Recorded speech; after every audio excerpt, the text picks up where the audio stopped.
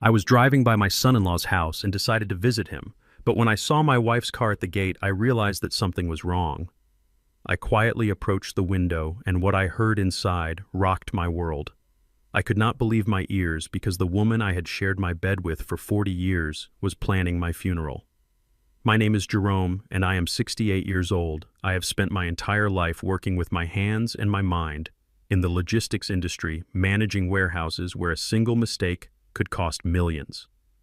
I learned to be quiet, I learned to observe, and I learned that the loudest person in the room is usually the one with the least power. For the past 5 years since my retirement, I have played the role of the simple old man taking care of his garden, driving an old Ford pickup, and letting my family believe I was just scraping by on a modest pension. They never knew about the heir's property in Georgia, 300 acres of prime timberland that had been in my family since Reconstruction. They never knew that as the sole executor, I had been quietly managing the timber rights, and that the land was now valued at over $4 million. I kept it secret because I wanted to see who my family really was without the filter of money. And today, standing outside that window, I finally saw their true faces. Before I tell you exactly what I heard and how I barely escaped with my life, please hit that like button and subscribe to the channel. Let me know in the comments. If you have ever discovered a secret that changed your entire life, I want to know I am not alone in this. It was a Tuesday afternoon, a day when my wife Maxine was supposed to be at her weekly prayer group meeting at the church. She had kissed me on the cheek that morning, handed me my coffee, and told me she would be back by dinner. I had decided to drive over to the upscale gated community where my daughter Candace and her husband Gavin lived. I had found a vintage electric train set at a flea market, the kind my grandson Tyler loved, and I wanted to drop it off as a surprise. My 2005 Ford F-150 rattled as I pulled up to the security gate of Willow Creek Estates. The guard knew me and waved me through, looking at my rusted truck with that familiar mix of pity and disdain that I had grown used to. I drove slowly, admiring the manicured lawns and the massive houses that looked more like museums than homes. Gavin, my son-in-law, was a real estate agent who loved to flash his wealth. He drove a Porsche, wore Italian suits, and always spoke to me as if he were explaining quantum physics to a toddler. As I approached their driveway, I prepared to park on the street so my oil-leaking truck would not stain their pristine pavers. But then I slammed on the brakes. Parked discreetly behind a row of tall hedges was a Buick LaCrosse. It was beige, practical, and unmistakable. It was Maxine's car. My heart skipped a beat. Why was she here? She was supposed to be on the other side of town praying for the salvation of souls. Was she sick? Had something happened to Candace? I turned off the engine and sat there for a moment. The silence of the neighborhood was heavy. My instincts, the same instincts that had saved me from falling crates and forklift accidents back in the warehouse, started screaming at me. Something was wrong. I did not go to the front door. I did not ring the bell. Instead, I grabbed the box with the train set and walked quietly across the grass, hugging the line of decorative bushes that surrounded the house. I moved like a ghost, despite my bad knee. I made my way to the back patio where Gavin had his outdoor office. The weather was nice, so the large bay windows were open just a crack, covered only by a thin screen. I heard laughter. It was not the joyous laughter of family. It was the cold, sharp laughter of conspirators. I froze, pressing my back against the brick wall. I recognized Gavin's voice immediately, arrogant and smooth. He said, "That old mule is stubborn, Maxine. He is never going to sign that. Power of attorney voluntarily. I have tried being nice. I have tried scaring him about his health. Nothing works. He just stares at me with those blank eyes." I felt a knot tighten in my stomach. He was talking about me. Old mule. That is what he called me behind my back. Then I heard a voice that broke my heart into 1,000 pieces. "It was Maxine," she replied. "Don't worry, Gavin. He trusts me. He thinks I am his guardian angel.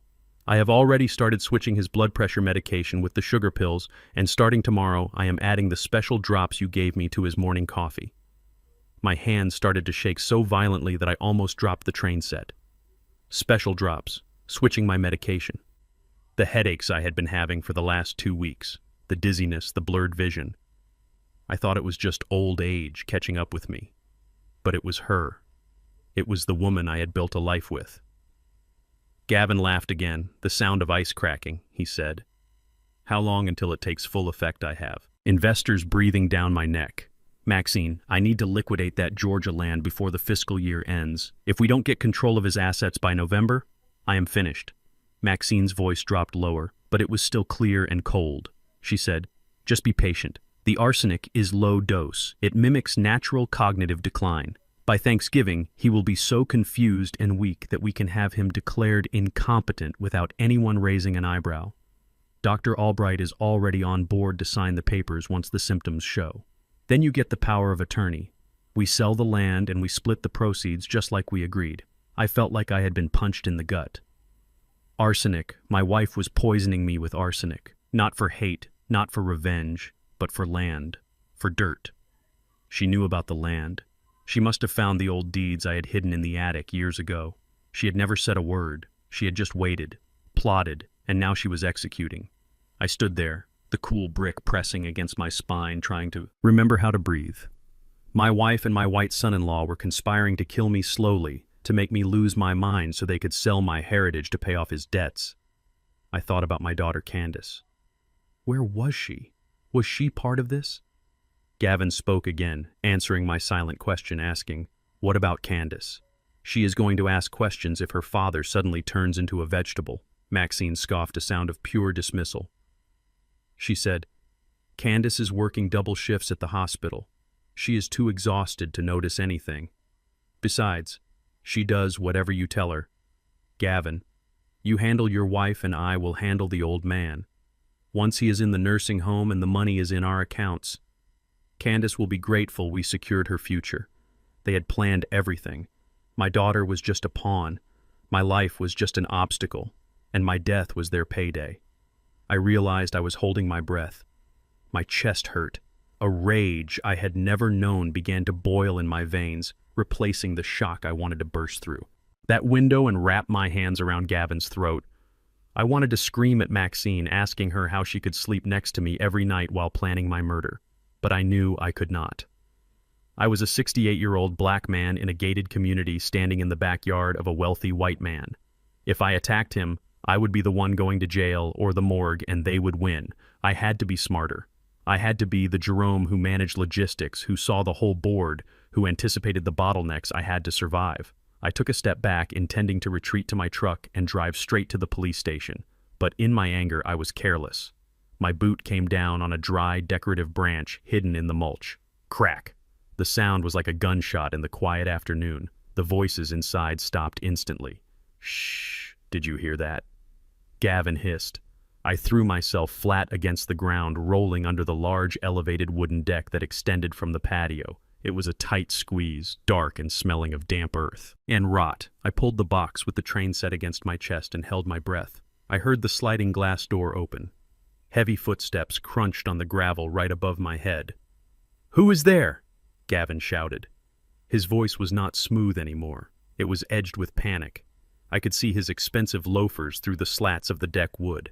He was standing just inches from where I lay, hidden.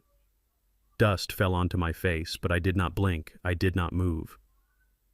"Maybe it was a raccoon," Maxine said from the doorway, her voice trembling slightly, "or the neighbor's cat." "Come back inside, Gavin. You are being paranoid." Gavin walked to the edge of the patio, peering into the yard. I saw him pull something from his waistband. It was a gun, a small chrome pistol. He was armed. He was ready to kill to protect his secret. I squeezed my eyes shut, praying to a God I thought had abandoned me. If he looked down, if he bent over just a little bit, he would see me, and he would shoot me, claiming I was an intruder, a trespasser, justifiable. Self-defense. I saw a squirrel dart across the lawn, climbing up the oak tree. "There, look, Gavin." "It was just a squirrel," Maxine called out. "Let's finish this. I need to get home before Jerome returns. I have to prepare his dinner." Gavin stood there for 10 more seconds, seconds that felt like hours. Finally, he grunted and turned around. "Damn rodents," he muttered. He walked back inside and slid the glass door shut, locking it with a heavy thud. I lay in the dirt under the deck for another 20 minutes, my heart hammering against my ribs like a trapped bird. I waited until I heard the front door open and close. I waited until I heard the engine of Maxine's Buick start up and fade into the distance. Only then did I crawl out. My clothes were covered in dust and spiderwebs. My knees ached, my hands were scraped, but I was alive. I walked back to my truck, my legs feeling like lead. I threw the train set onto the passenger seat, looking at the innocent picture of the locomotive on the box. The toy was for a grandchild I might never see grow up if I didn't act fast. I sat in the driver's seat, gripping the steering wheel until my knuckles turned white. I looked at myself in the rearview mirror. The face staring back was not the same man who had driven here an hour ago. That man was a husband, a father, a grandfather. The man looking back now was a target. I started the truck. The engine roared to life, spitting a cloud of black smoke. I drove out of Willow Creek Estates, passing the security guard who didn't even look up. I couldn't go to the police yet. It was my word against theirs. They were respected members of the community. I was just a retired old man complaining about his wife giving him vitamins without proof, without a toxicology report. They would just call it a domestic dispute, or worse, a sign of the dementia Maxine was already claiming. I had to go home. I had to go back to the house where my executioner was waiting for me. I realized with a chilling clarity that I had to play their game. I had to pretend I didn't know, I had to drink the coffee, or I had to let them think they were winning, while I gathered the evidence to bury them. I drove home, my mind racing faster than the truck. Maxine would be there waiting, with a smile and a poisoned meal. I pulled into my driveway. The Buick was already parked perfectly in its spot. I turned off the engine and took a deep breath, composing my face, masking the terror and the rage. I walked to the front door. I opened it, and the smell of pot roast hit me. It was my favorite meal. Or it had been. "Honey, is that you, Maxine?" called out from the kitchen, her voice sweet and loving, the voice of a woman who had shared my life for 4 decades. "I'm home, dear," I called back, my voice steady, betraying nothing. I walked into the kitchen. She was standing by the stove wearing her floral apron, stirring a pot. She turned to me and smiled, and for the first time I saw the shark behind the eyes. "How was your day?" she asked, walking over to kiss me. I let her kiss my cheek, fighting the urge to recoil. It was quiet. I lied. Just a quiet, boring day. She smiled again and handed me a glass of iced tea. "Here, drink this. You look parched. It is hot outside." I looked at the glass. The ice clinked softly, condensation running down the sides. It looked refreshing. It looked deadly. "Thank you," I said, taking the glass. I raised it to my lips, watching her watch me. Her eyes were locked on the glass, hungry, expectant. I knew then that the war had begun, and I, Jerome Blackwell, was not going to be the casualty. I was going to be the survivor. I pretended to take a sip, but I kept my lips tight, letting the liquid touch them, but not enter. Then I lowered the glass and smiled back at her. "Dinner smells great, Maxine," I said. She turned back to the stove, satisfied. I poured the tea into the potted plant by the window when she looked away. The game was on, and they had no idea who they were playing against. The morning sun filtered through the kitchen curtains, casting long shadows across the linoleum floor that I had laid down with my own hands 20 years ago. It was a beautiful Wednesday morning, the kind of day that makes you glad to be alive, unless you know that your wife is trying to kill you before lunch. I sat at the small round table pretending to read the newspaper, but my eyes were fixed on the reflection in the toaster oven. I watched Maxine moving near the coffee maker. She was humming a gospel song, Amazing Grace. Her hips swayed slightly to the rhythm, and she looked for all the world like the devoted wife of 4 decades preparing breakfast for her husband. It was a performance worthy of an Academy Award. If I had not been hiding under that deck yesterday, if I had not heard her promise Gavin that she would handle the old man, I would have believed it. I would have smiled and thanked God for a woman who loved me. But I knew better. Now I watched the reflection as she reached into the pocket of her housecoat. She pulled out a small amber vial. It happened in a split second. She uncapped it and squeezed 3 drops into my mug. The dark liquid vanished into the black coffee, leaving no trace. She stirred it with a spoon, clinking the ceramic sides cheerfully. Then she capped the vial and slid it back into her pocket. She turned around with a bright smile, holding the mug in both hands. "Here you go, Jerome," she said, placing it in front of me. "Drink it while it is hot. You need your strength." The steam rose from the cup, carrying the rich aroma of roasted beans masked by the scent of betrayal. I looked at the black liquid swirling in the mug. It looked innocent. It looked like the same coffee I had drunk every morning for 40 years. But now I knew it was a weapon. "Thank you, Maxine," I said, my voice raspy. I tried to keep my hand from trembling as I reached for the handle. She stood there hovering. Her hand rested on the back of my chair, her fingers tapping lightly. She was waiting, watching. She needed to see me take that first sip. She needed to know the poison was inside me, working its magic, destroying my mind so they could steal my land. A war raged inside my chest. Part of me wanted to stand up and smash the mug against the wall, screaming that I knew everything. I wanted to grab her by the shoulders and shake the truth out of her. But the logical part of me, the part that had managed complex supply chains and navigated corporate politics without a college degree, told me to stop. If I confronted her now, she would deny it. She would say it was sweetener or vitamins. She would call the police and say I was having an episode, proving her claim that I was losing my mind. I had to be smarter. I had to buy time. I lifted the mug toward my lips. My heart hammered against my ribs loud enough that I feared she could hear it. The heat of the coffee warmed my face. Maxine leaned in closer, her eyes wide and expectant. Suddenly I gasped and grabbed my chest, letting the mug tilt dangerously in my hand. "What is it, Jerome?" she asked, her voice. Spiking with fake alarm, I felt a sharp pain. I lied, grimacing. "It is probably just indigestion form, that late dinner." I slammed the mug down on the table, intentionally hitting the edge hard enough to slosh coffee over the rim. "Oh, shoot, look at that," I said clumsily. "I made a mess." Maxine sighed, but her eyes remained cold. "Let me get a rag," she said, turning toward the sink. The moment her back was turned, I moved with a speed I did not know I still possessed. I grabbed the mug and poured the entire contents into the large potted fern that sat on the windowsill next to the table. The dark liquid soaked into the soil, instantly vanishing. I set the empty mug back on the table just as Maxine turned around. With the wet rag, I wiped my mouth with the back of my hand, pretending to swallow. "I feel a bit better now," I said. "Thanks for the coffee, Maxine. It was just what I needed." She looked at the empty mug and a satisfied smile spread across her face. "Good," she said, wiping the table. "You finish up, I am going. To the store, I will be back in an hour." She kissed my forehead. A Judas kiss. Then she grabbed her purse and walked out the door, leaving me alone in the kitchen with the empty mug and the poisoned fern. I sat there for a long time, listening to the silence of the house. My head was throbbing. It was a dull, persistent ache right behind my eyes that I had been ignoring for weeks. I had attributed it to stress, to aging, to the fact that I needed new glasses. But now, sitting in the morning light with the knowledge of what was in that vial, I began to connect the dots. I pulled my smartphone from my pocket. It was an older model with a cracked screen, but it worked fine. I opened the browser and typed in a search query, "symptoms of arsenic poisoning." The results loaded, and as I scrolled down the list, a cold sweat broke out on the back of my neck. Headaches, check.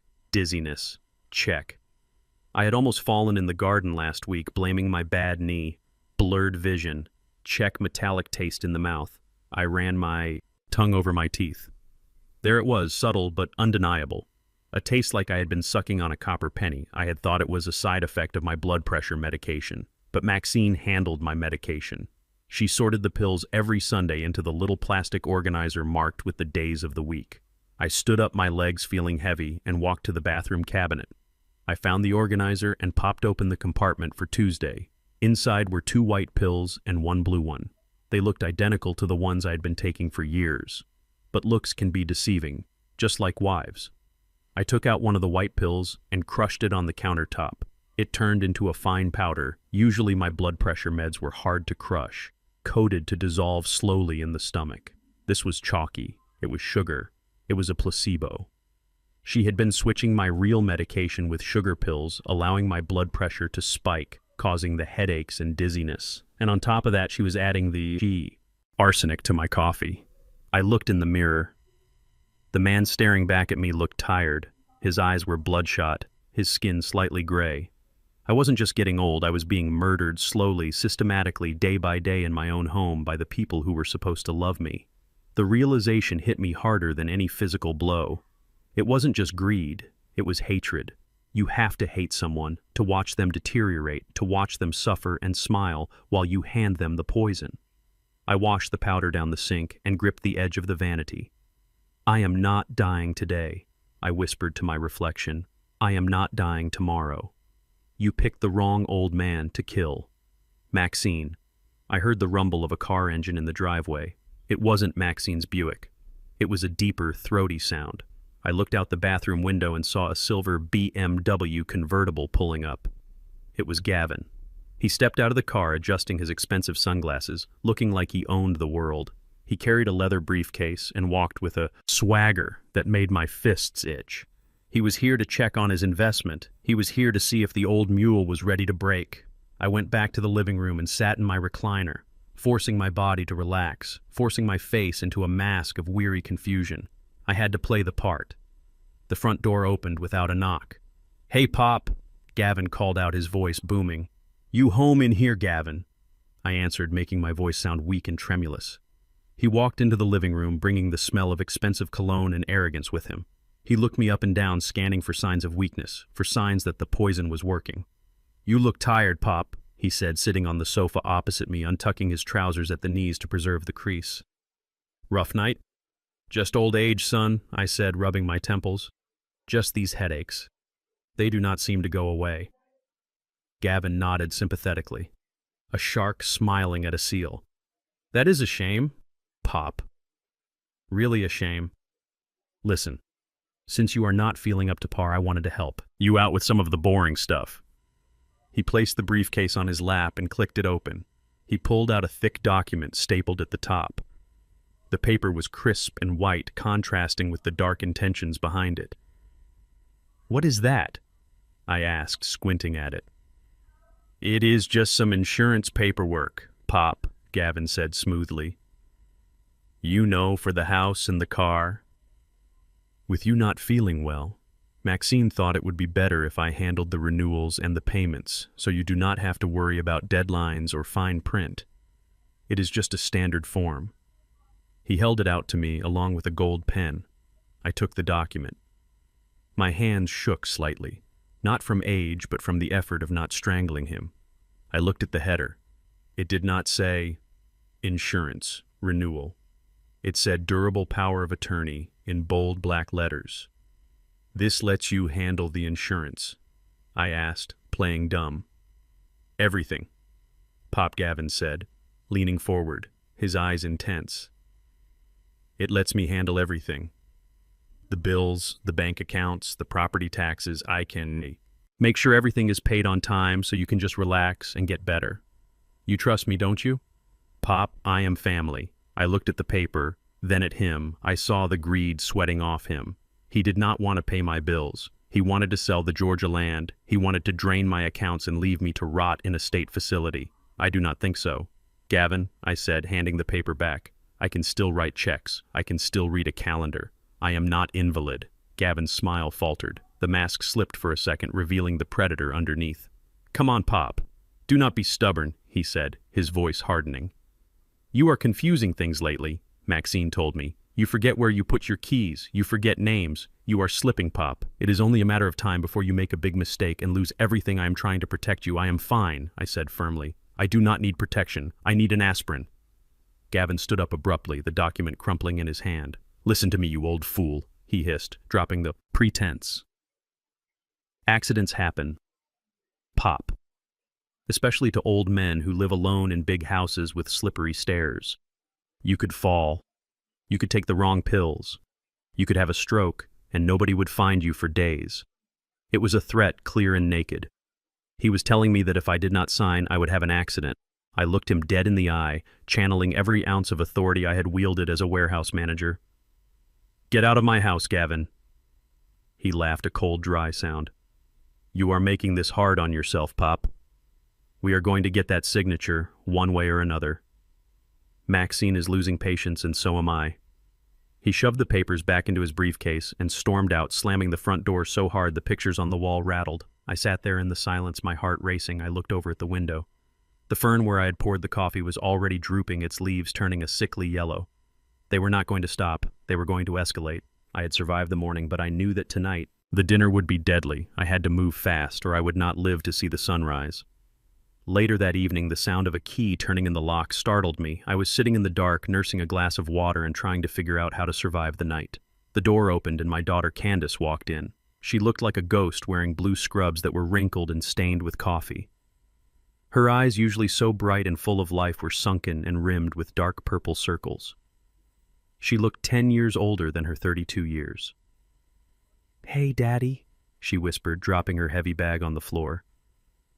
"I just got off a double shift. I needed to see you." I stood up, my heart aching at the sight of her. I wanted to run to her and tell her everything, to scream that her husband was a monster and her mother was his accomplice. But I knew I could not. If I told her now, she would think I was hallucinating. She would call Gavin, and he would have the perfect excuse to lock me away. So I swallowed the truth and hugged her instead. She felt thin in my arms, too. Thin. "You are working too hard, baby girl," I said softly. "You need to rest." "I cannot rest, Daddy." She pulled away, her face tight with anxiety. "That is actually why I am here.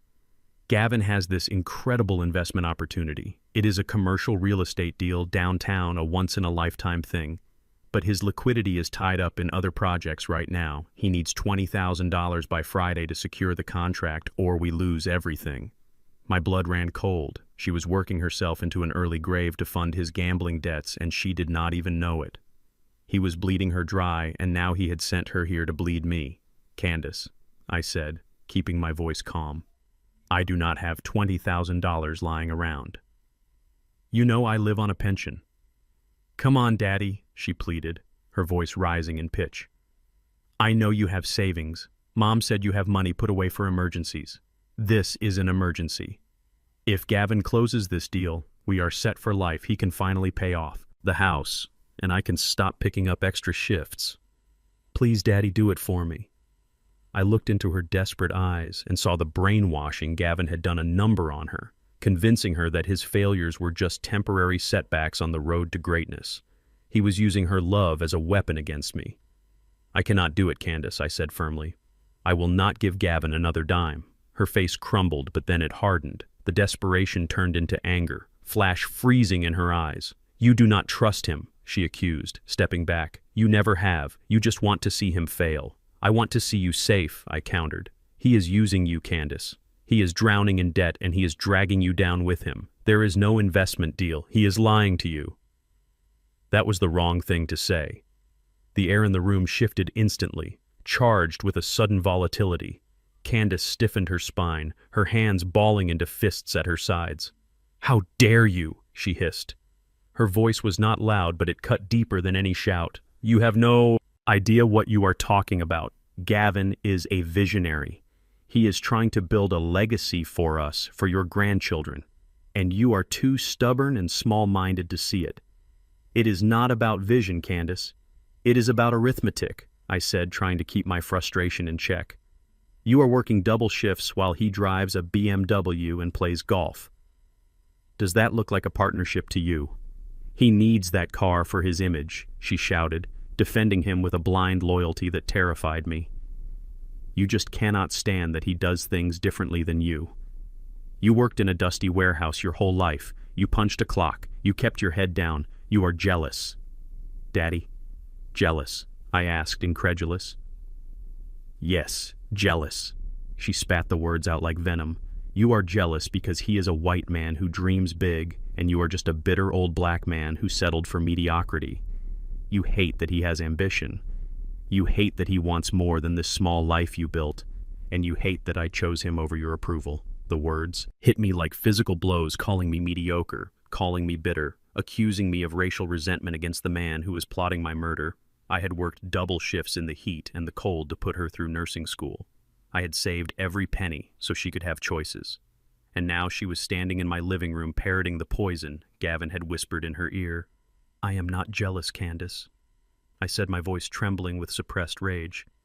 "I am terrified. He is not who you think he is. Open your eyes, baby girl. Look at the bank statements. Look at where the money really goes." "I have seen enough," she interrupted, grabbing her bag. "You are selfish. You are a selfish old man who would rather sit on his pile of pennies than help his own daughter succeed. I hope you enjoy your money, Daddy. I hope it keeps you warm because you are pushing us away." She turned on her heel and stormed out the door, slamming it behind her. The silence that followed was heavy and suffocating. I stood there alone in the dim light, feeling a profound isolation. I had lost her. Gavin had twisted her mind so thoroughly that she saw her savior as her enemy and her executioner as her hero. I sank onto the sofa, burying my face in my hands. I was completely alone. My wife wanted me dead. My son-in-law wanted my land. And my daughter thought I was a villain. The walls of the house I had built felt like they were closing in on me, but I could not give up. Not now. If I gave up, they would kill me. And then they would destroy Candace. Once I was gone, Gavin would drain the inheritance and leave her with nothing but debt and a broken heart. I had to protect the one thing they wanted most. The land. A sudden thought pierced through my despair. The deed. The original deed to the Georgia property, along with the updated survey maps and the timber valuation reports, I kept them in the small wall safe behind the painting in the study. Only Maxine and I knew the combination. I had not checked it in months, assuming it was secure. I stood up and moved quickly through the quiet house. The floorboards creaked under my boots, sounding like alarm bells in the night. I reached the study and closed the door softly. I took the painting of the old church down from the wall, revealing the steel face of the safe. My fingers trembled as I spun the dial. Right to 24, left to 10, right to 5. Click. I pulled the handle. The heavy metal door swung open. My stomach dropped. The safe was empty. The thick manila envelope that held the future of our family was gone. I felt around inside, hoping it had been pushed to the back, but my fingers met only cold steel. It was gone. The deed, the surveys, everything I needed to prove the value of the land, everything I needed to stop Gavin from selling it quickly. It was all gone. I stood there staring into the empty metal box, realizing the extent of my stupidity. I had underestimated Maxine. I thought she was just starting her plan, but she was already steps ahead of me. She must have taken them weeks ago, maybe months, giving them to Gavin so he could start lining up buyers. I closed the safe and hung the picture back up. My hands were steady now, steadied by a cold, hard realization. I walked back to the bedroom. Maxine was in the bed, sleeping soundly on her side, her breathing rhythmic and peaceful. She looked innocent in the moonlight, the woman I had loved for 40 years, but she was not sleeping next to her husband. She was sleeping next to her victim. She had stolen the deeds. She had poisoned my coffee. She had turned my daughter against me. And now she was lying there dreaming of the day I would stop breathing.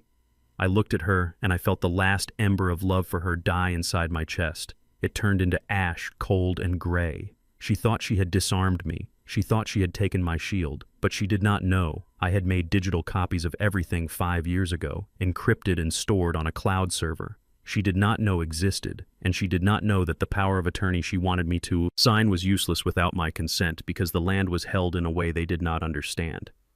Yet I climbed into bed carefully, not wanting to wake the snake. I lay on my back, staring at the ceiling, listening to her breathe. You took the paper, Maxine, I thought to myself, but you did not take the power. You made a mistake.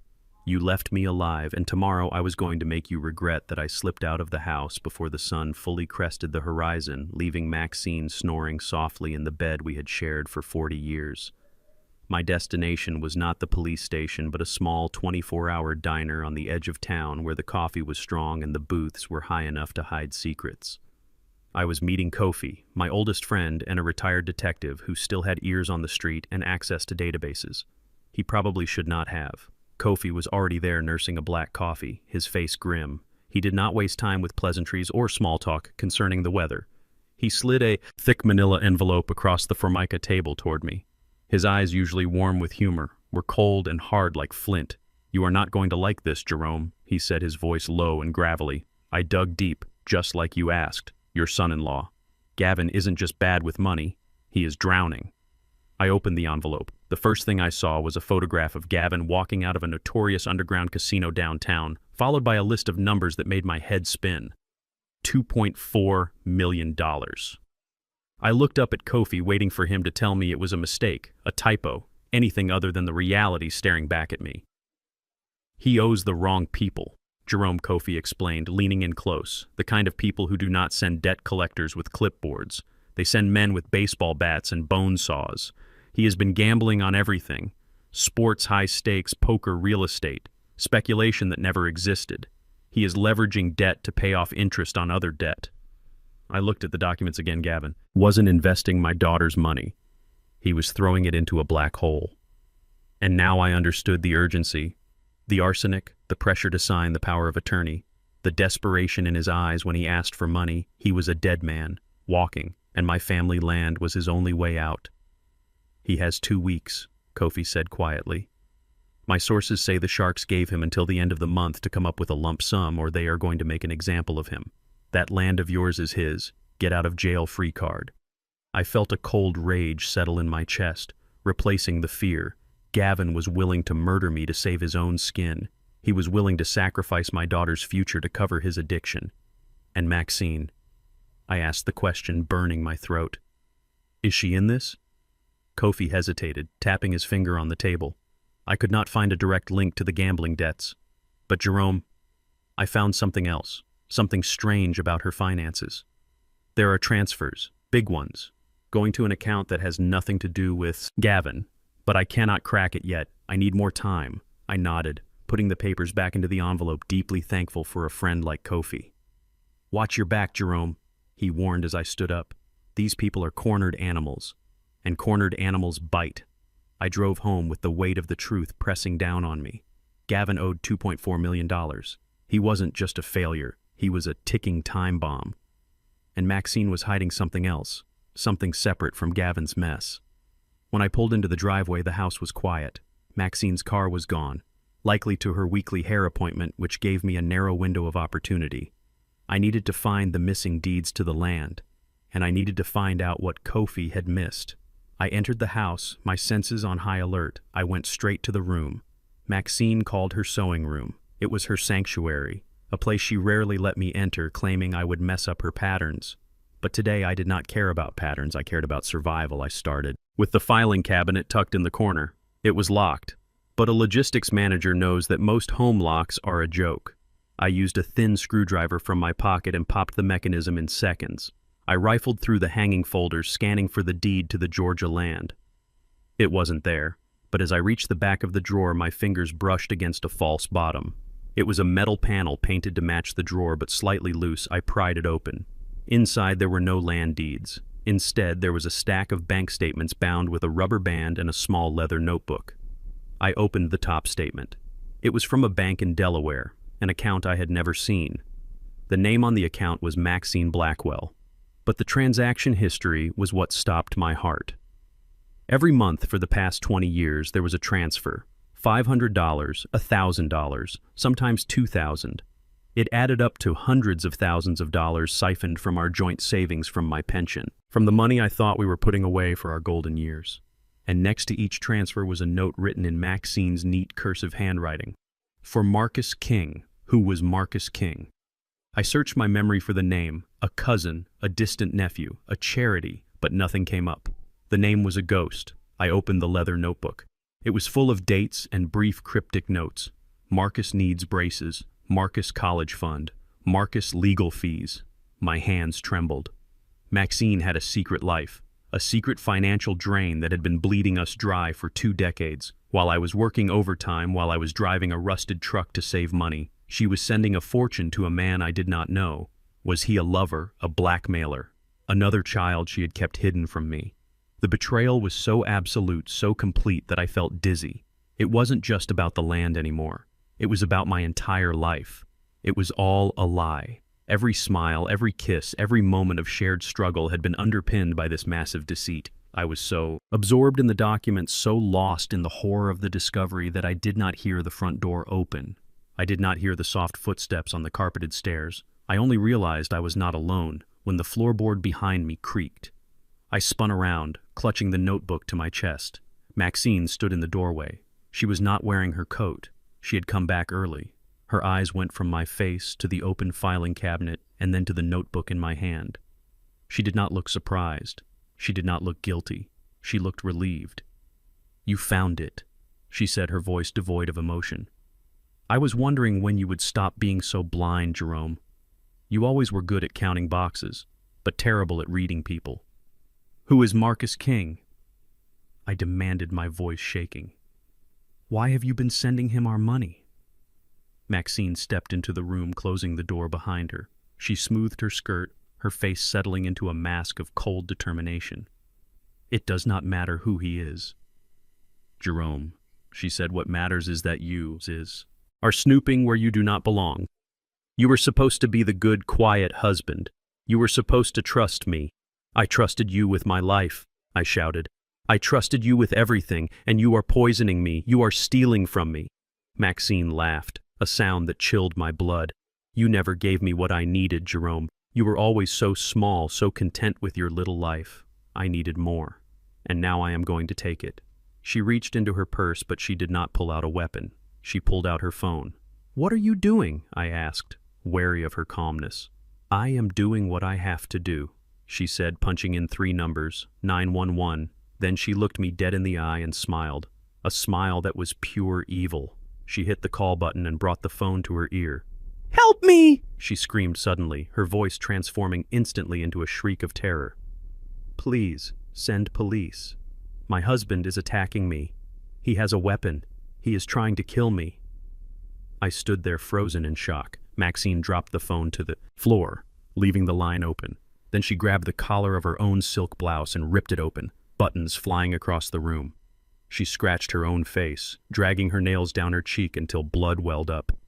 "Maxine, stop!" I yelled, taking a step forward. "Stay back!" she screamed at the top of her lungs, throwing herself against the filing cabinet, knocking a lamp to the floor with a loud crash.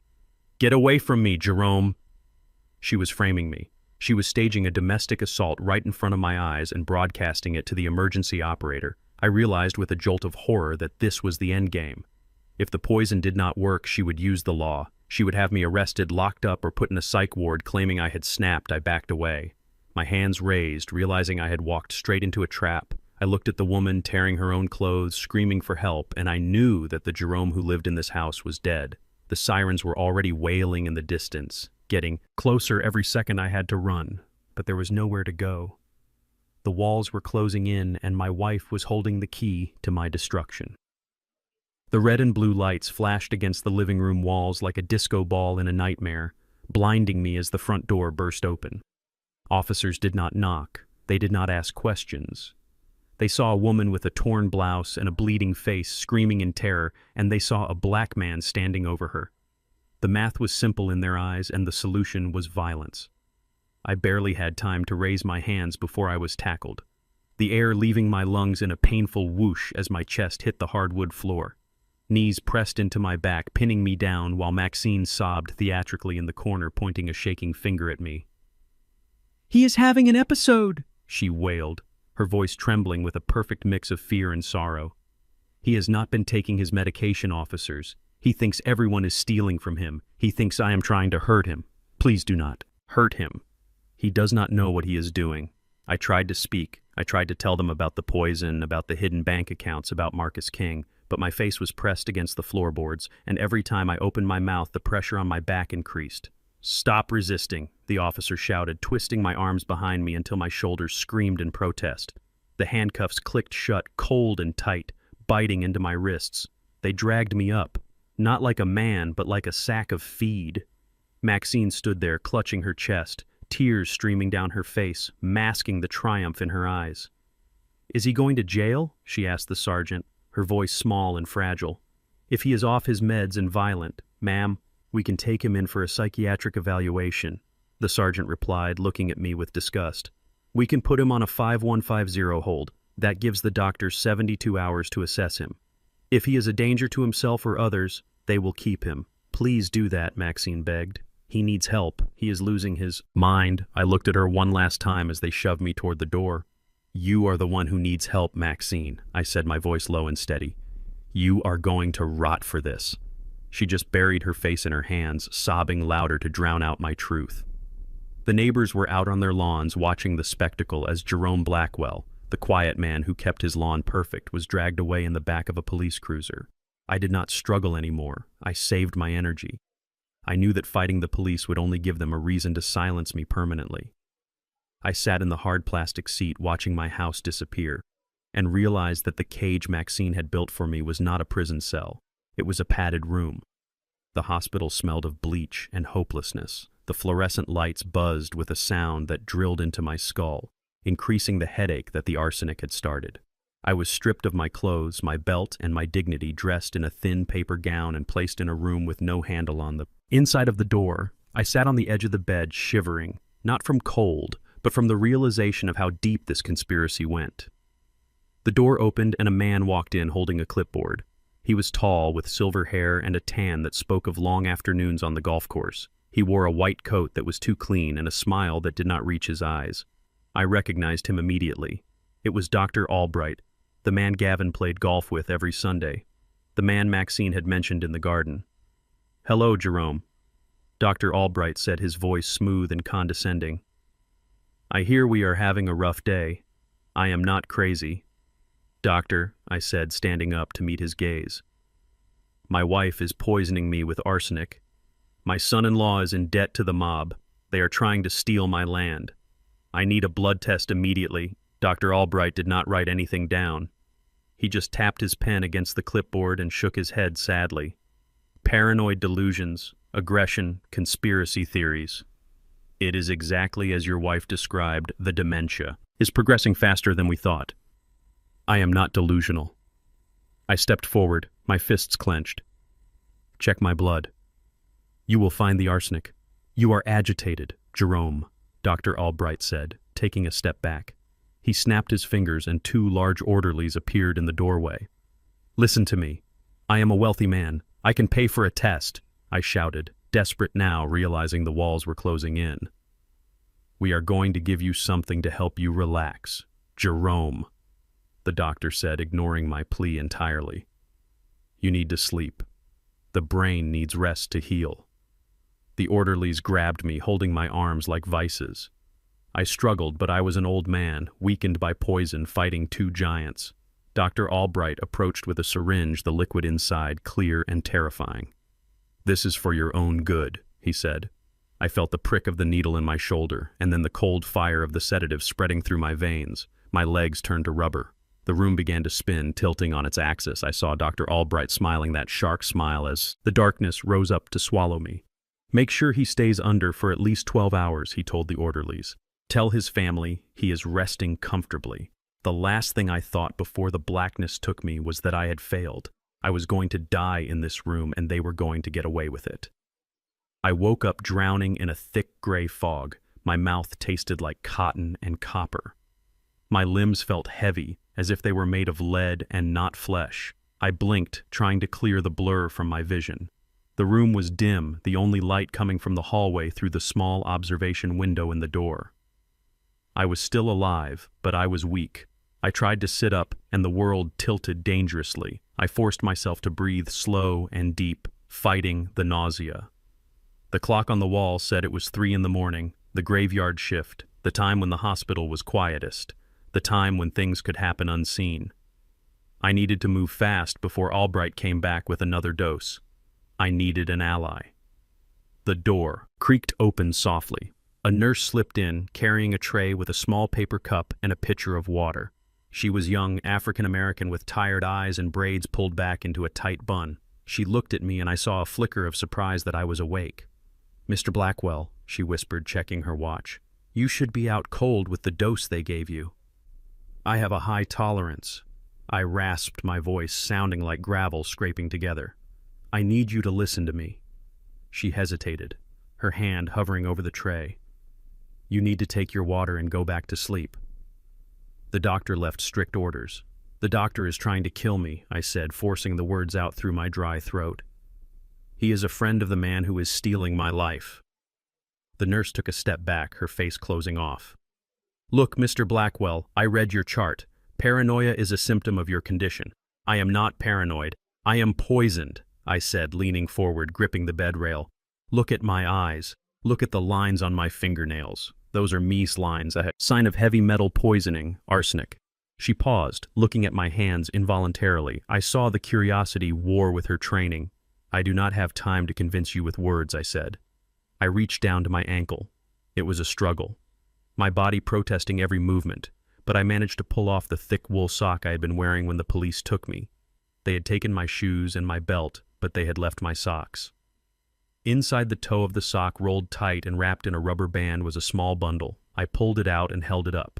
It was a roll of $100 bills, $5,000 that I always kept on me for emergencies, a habit from the old days when cash was the only thing you could trust. I unwrapped the roll. The sight of the money made her eyes widen. "I am not crazy," I said, holding the cash out to her. "This is $5,000. It is yours, all of it. If you do two things for me." She looked at the door, then back at the money. "What things?" she whispered. "Draw a vial of my blood. Right now, before the arsenic leaves my system, send it to an independent lab, not the hospital lab. And make one phone call." "Who do you want me to call?" she asked, her voice trembling. "Angela Rossi," I said. "The name of the toughest civil rights attorney in the state, a woman who ate corrupt doctors for breakfast. Tell her Jerome Blackwell has the money and he has the proof. Tell her to get me out of here." The nurse looked at me, searching my face for signs of madness. She looked at the money, which was more than she made in 2 months. Then she looked at the door where the orderlies patrolled. "If I get caught, I lose my license," she said. "If you do not help me, I lose my life," I countered. "Please, you are the only person in this world who can save me." She stood there for a long heartbeat, the silence stretching tight as a wire. Then she stepped forward and took the money, shoving it deep into her scrub pocket. "Give me your arm," she whispered, pulling a tourniquet and a needle from her pocket. "I will do it, but you better be right, old man." I extended my arm, watching the dark blood flow into the vial. It looked black in the dim light. It was the evidence that would hang them all. "Make the call," I said as she capped the vial. "Make the call and tell her to bring a judge." She nodded, slipping the vial into her pocket alongside the cash. "I will make the call," she promised. She slipped out of the room, leaving me alone in the dark again. But this time, I wasn't helpless. The fog was lifting. I lay back on the pillow and closed my eyes, waiting for the cavalry to arrive. My family thought they had buried me, but they forgot that seeds grow in the dark. The fluorescent hum of the hospital room was the soundtrack to my execution. Dr. Albright stood by the bed, holding the clipboard that would sign away my freedom. Gavin was there too, wearing a suit that cost more than my first car, looking at me with eyes devoid of mercy. He tapped the pen against the paper, a rhythmic clicking that sounded like a countdown sign here. Albright said, pointing to the line on the commitment papers, "This grants permanent medical and financial guardianship to your son-in-law. It is for the best. Jerome, you are not capable of making decisions anymore." I sat on the edge of the bed, my head lolling to the side, feigning the stupor of the sedatives inside my mind was sharp, a razor blade waiting to cut, but my body was heavy. I could not fight them physically. Gavin leaned in, his breath smelling of mints and rot. "Do not worry, Pop," he whispered. "I will take good care of everything, especially the land." He put the pen to the paper, ready to sign on my behalf, ready to seal my fate. Suddenly, the double doors of the ward swung open with a crash that made Albright jump. A woman strode in, heels clicking on the linoleum like gunfire. She was small, fiercely Italian, and dressed in a power suit that screamed authority. "Angela Rossi, step away from my client," she barked, her voice echoing off the sterile walls. Albright puffed up his chest indignantly. "Who do you think you are?" "This is a restricted area. I am the person who is going to strip the license from your wall if you do not drop that pen right now," Rossi said, slamming a folded document onto the tray table. "This is a court order signed by Judge Holloway 10 minutes ago granting me immediate temporary custody of Mr. Jerome Blackwell, pending a toxicology investigation." Gavin turned pale, the pen slipping from his fingers. "What is this?" "You cannot do this. He is sick. He needs help. He needs protection from you," Rossi countered, stepping between Gavin and me. "I have an independent blood panel here showing lethal levels of arsenic. The police are on their way to seize his medical records. If you sign that paper, Mr. Gavin, I will add fraud and kidnapping to the list of charges you are already facing." Gavin backed away, his hands raised in surrender, panic flaring in his eyes. "We were just following Dr. Orders," he stammered, looking at Albright. I kept my head down, hiding the triumph in my eyes. Rossi had come just in time. She signaled to the orderlies behind her. "Get Mr. Blackwell a wheelchair, we are leaving."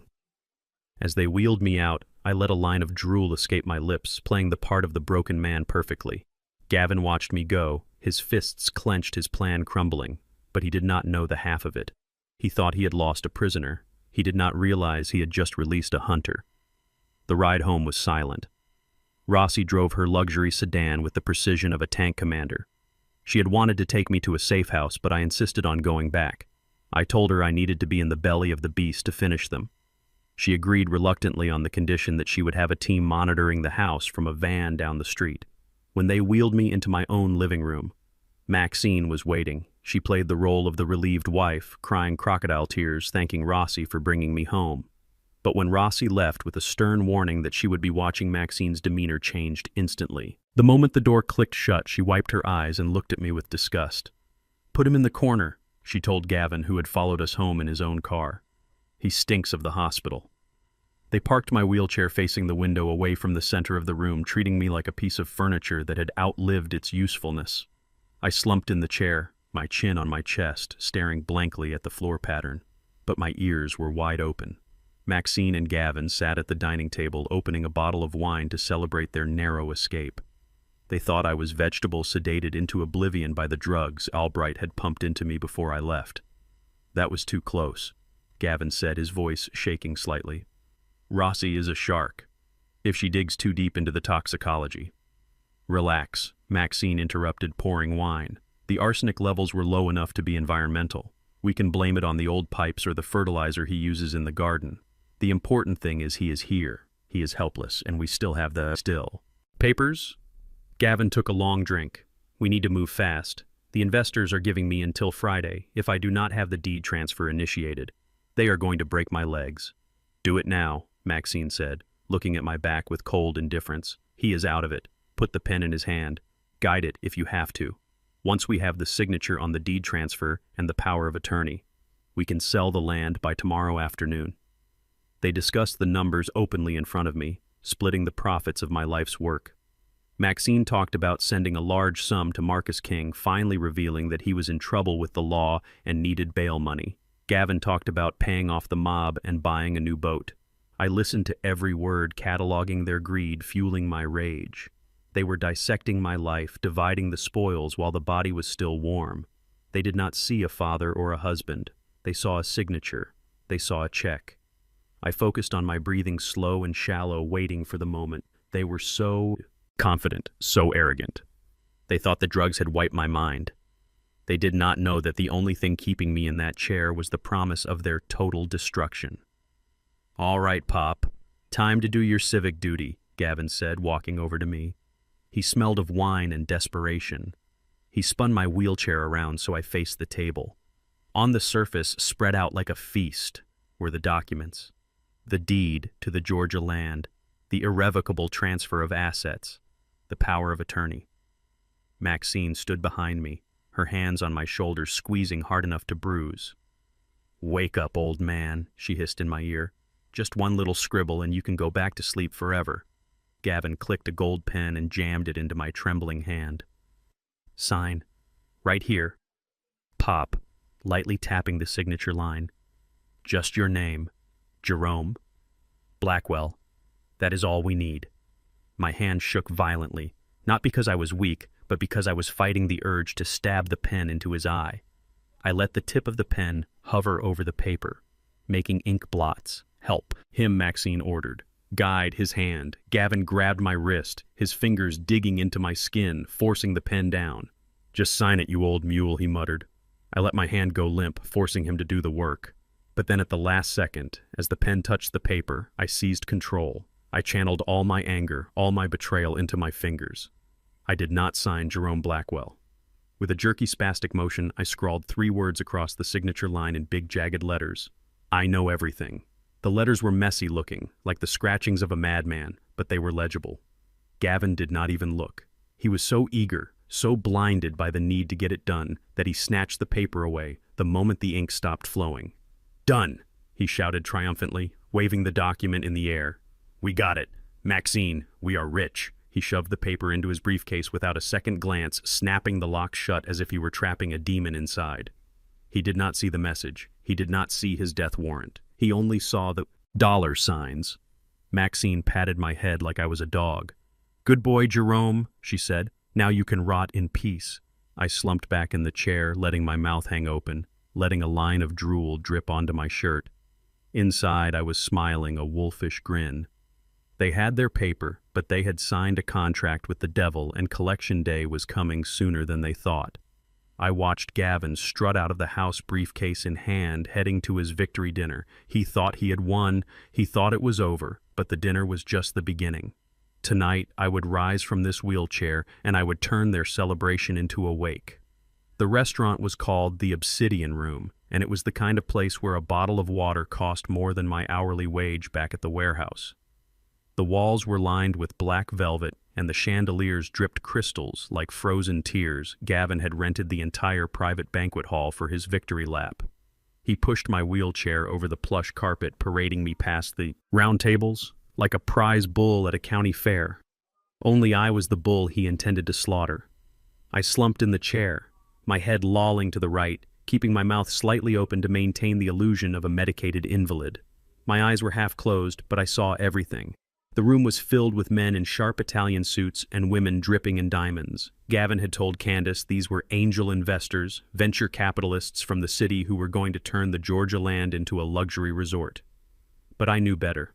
I recognized the look in their eyes. It was the same look the stray dogs had back in the neighborhood before they bit you, hungry, cold, and dangerous. These were not investors. They were loan sharks, bookies, and the kind of men who broke fingers for a living. Gavin owed them millions, and I was his down payment. Candace walked beside me, looking beautiful in a silver dress, but her eyes were dead. She looked exhausted, thin, and haunted. She reached down and wiped my chin with a napkin, her touch gentle but filled with a pity that burned my skin. "Oh, Daddy," she whispered. "I am so sorry you have to be like this. But Gavin says this is for the best. We are securing the future." I wanted to grab her hand and tell her that her husband was serving us up to wolves. But I had to wait. The trap was set, but the door had not slammed shut yet. Gavin parked me at the head table facing the room. He wanted me to see his triumph. He wanted me to witness the moment he became the king of my castle. "Ladies and gentlemen," Gavin boomed, his voice projecting with the confidence of a man who thinks he has gotten away with murder. "Thank you for coming tonight. Tonight we celebrate not just a deal, but a legacy." The sharks at the tables clapped politely, their eyes not on Gavin, but on the expensive stakes being placed in front of them. They did not care about legacies. They cared about the $2.4 million Gavin had promised to pay them by Monday. I sat there staring at the white tablecloth, gripping the armrests of the wheelchair so hard my knuckles ached. The anger inside me was a physical thing, a hot coal in my chest burning through the sedative fog I had pretended to be in. I watched Gavin work the room, shaking hands, laughing too loud, pouring expensive champagne. He was high on adrenaline, high on the belief that he had outsmarted the old black man. He leaned down to me, whispering in my ear so no one else could hear. "Enjoy the view. Pop, this is what success looks like. Try not to drool on the tablecloth. It is Egyptian cotton." He patted my shoulder condescendingly and walked back to the microphone, tapping it to get everyone's attention. The room went quiet. The sharks stopped eating. The air grew heavy with expectation. "I would like to propose a toast," Gavin said, raising his glass of champagne. The light caught the gold of his watch, a watch he had probably bought with the money Maxine had stolen from me. "To vision," he declared, "to the future and to the difficult decisions we have to make to get there." He turned and pointed his glass directly at me. "Most of all, I want to thank my father-in-law, Jerome."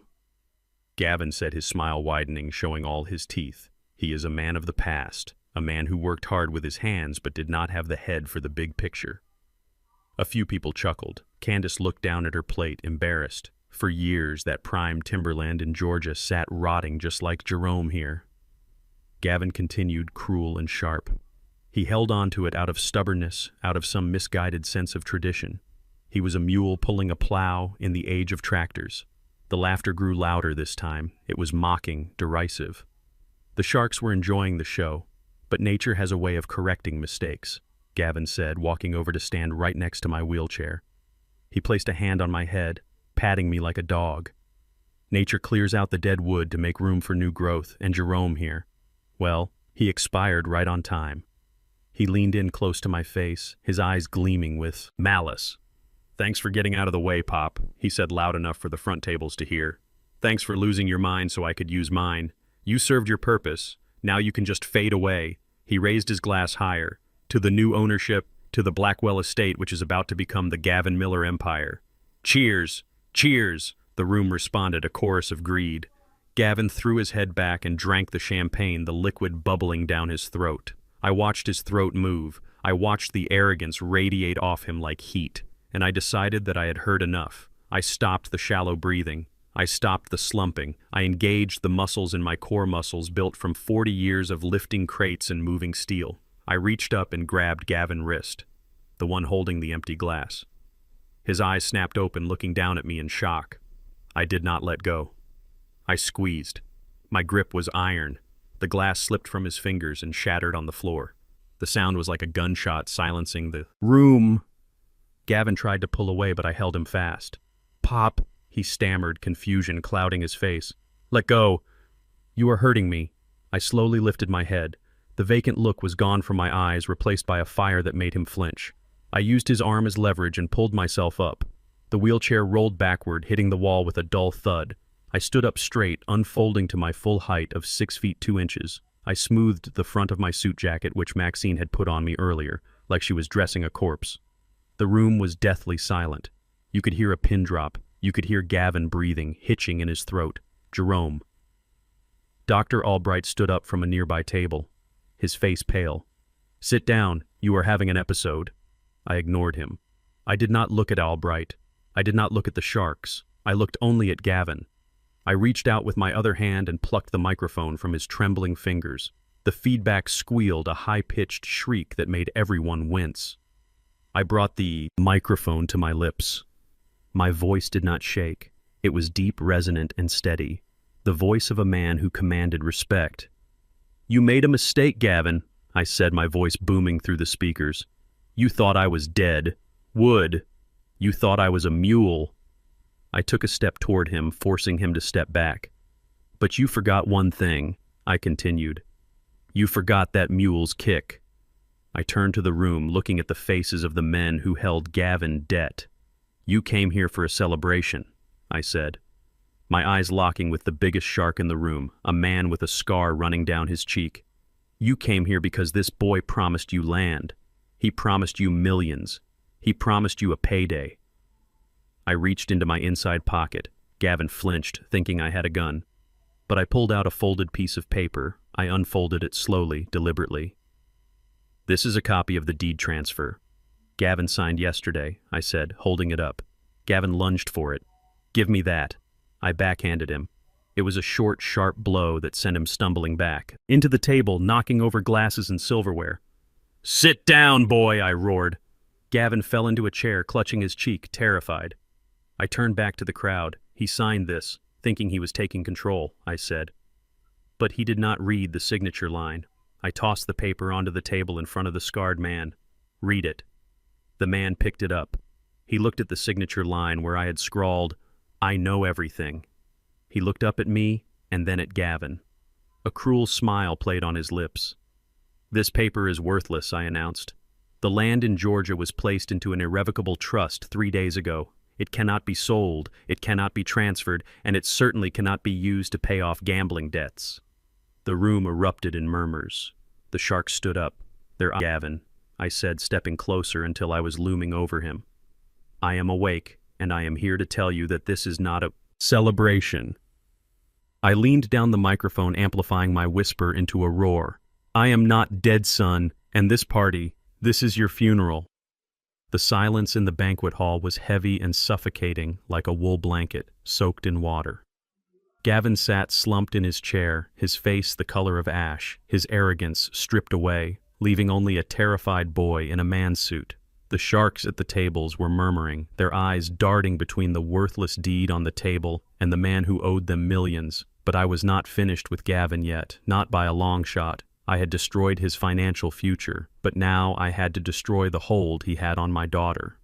I turned my back on him slowly, deliberately, showing him he was no longer a threat to me. I looked at Candace. She was standing near the head table, her hands covering her mouth, her eyes wide with confusion and fear. She looked at me, and then at her husband, trying to piece together the shattered fragments of her reality. Daddy, she whispered, her voice trembling. What is going on? What do you mean you know everything? I walked toward her, my steps heavy on the plush carpet. I stopped, just a few feet away, close enough to see the tears welling in her eyes, close enough to see the exhaustion etched into her beautiful face. I am doing this for you. Baby girl, I said, my voice softening just a fraction. I am doing this to show you who he really is. Candace shook her head, denial already rising in her throat. No. Daddy, stop it. You are ruining everything. He ruined it, Candace, I said, pointing a finger at Gavin without looking at him. He ruined it the day he decided you were nothing more than a paycheck. He ruined it the day he decided to betray you in the worst way possible. I reached into my pocket and pulled out a small black remote control Kofi. My friend and former detective had been busy. While I was playing the invalid in the wheelchair, Kofi had hacked into the venue audio-visual system. He was sitting in a van outside right now waiting for my signal. Look. The screen, Candace, I commanded, pointing to the massive projection screen behind the stage that was currently displaying a loop of Gavin and Candace wedding photos. She hesitated, but her eyes drifted upward. I pressed the button. The wedding photos vanished. The screen flickered and then a new image appeared. It was high resolution, grainy but unmistakable. It showed Gavin sitting at an outdoor cafe holding hands with a woman. She was laughing, throwing her head back, and Gavin was looking at her with a look of pure lust.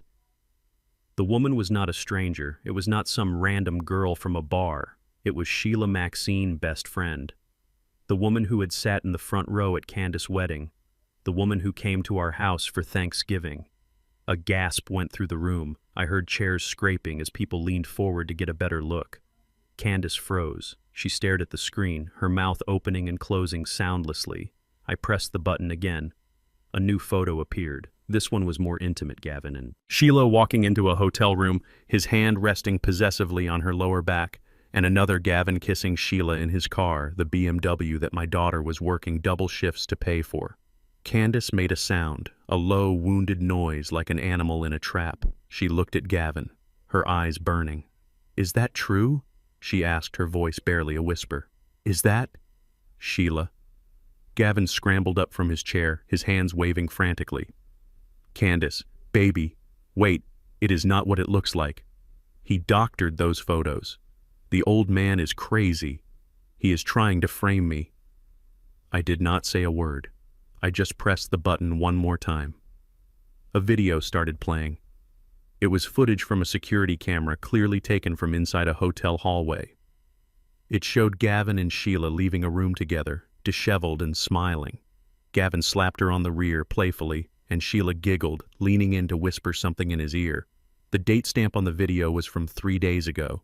3 days ago when Candace was working an overnight shift at the hospital to pay for this party. Candace turned to Gavin, her face a mask of absolute betrayal. You slept with her, she screamed. You slept with my mother's best friend. Gavin stammered, sweat pouring down his face. Candace, please listen. I stepped between them, blocking his path to her. You think that is the worst of it? I asked Candace, my voice grim. You think his infidelity is the only secret? Candace looked at me, tears streaming down her face, ruining her makeup. What else, Daddy? What else could there possibly be? I looked at her with infinite sadness. This next part was going to hurt her more than the cheating. It was going to break her heart, but it was the only way to save her life. Your mother knows, I said. Candace shook her head. No, Mommy would never. She loves me. She would never let him do this. I raised the remote again. Listen. I pressed the play button for the audio file Kofi had extracted from the bugs we planted in the house. The sound of my wife Maxine's voice filled the banquet hall, amplified by the expensive speakers. It was crystal clear, terrifyingly casual. The recording began mid-conversation. Gavin's voice came first, whining and petulant. But Sheila is getting demanding. Maxine, she wants me to take her to Cabo. I cannot afford Cabo and pay the interest on the loans. Then, Maxine's voice, smooth and cold. Listen, Gavin, I do not care who you screw. You can sleep with the whole church choir for all I care. Just make sure Candace does not find out. We need her to keep picking up those shifts. If she leaves you, or if she stops working, we lose our cash flow. Let him have his fun. Sheila is good at keeping secrets. Just keep Candace happy enough to keep signing the checks. As long as that girl is working, she is paying for our future." The recording ended, leaving a silence so profound it felt like the air had been sucked out of the room. Candace stood there looking as if she had been struck by lightning. Her knees buckled and she sank to the floor, her silver dress pooling around her. She covered her ears, shaking her head violently back and forth as if trying to unhear the words.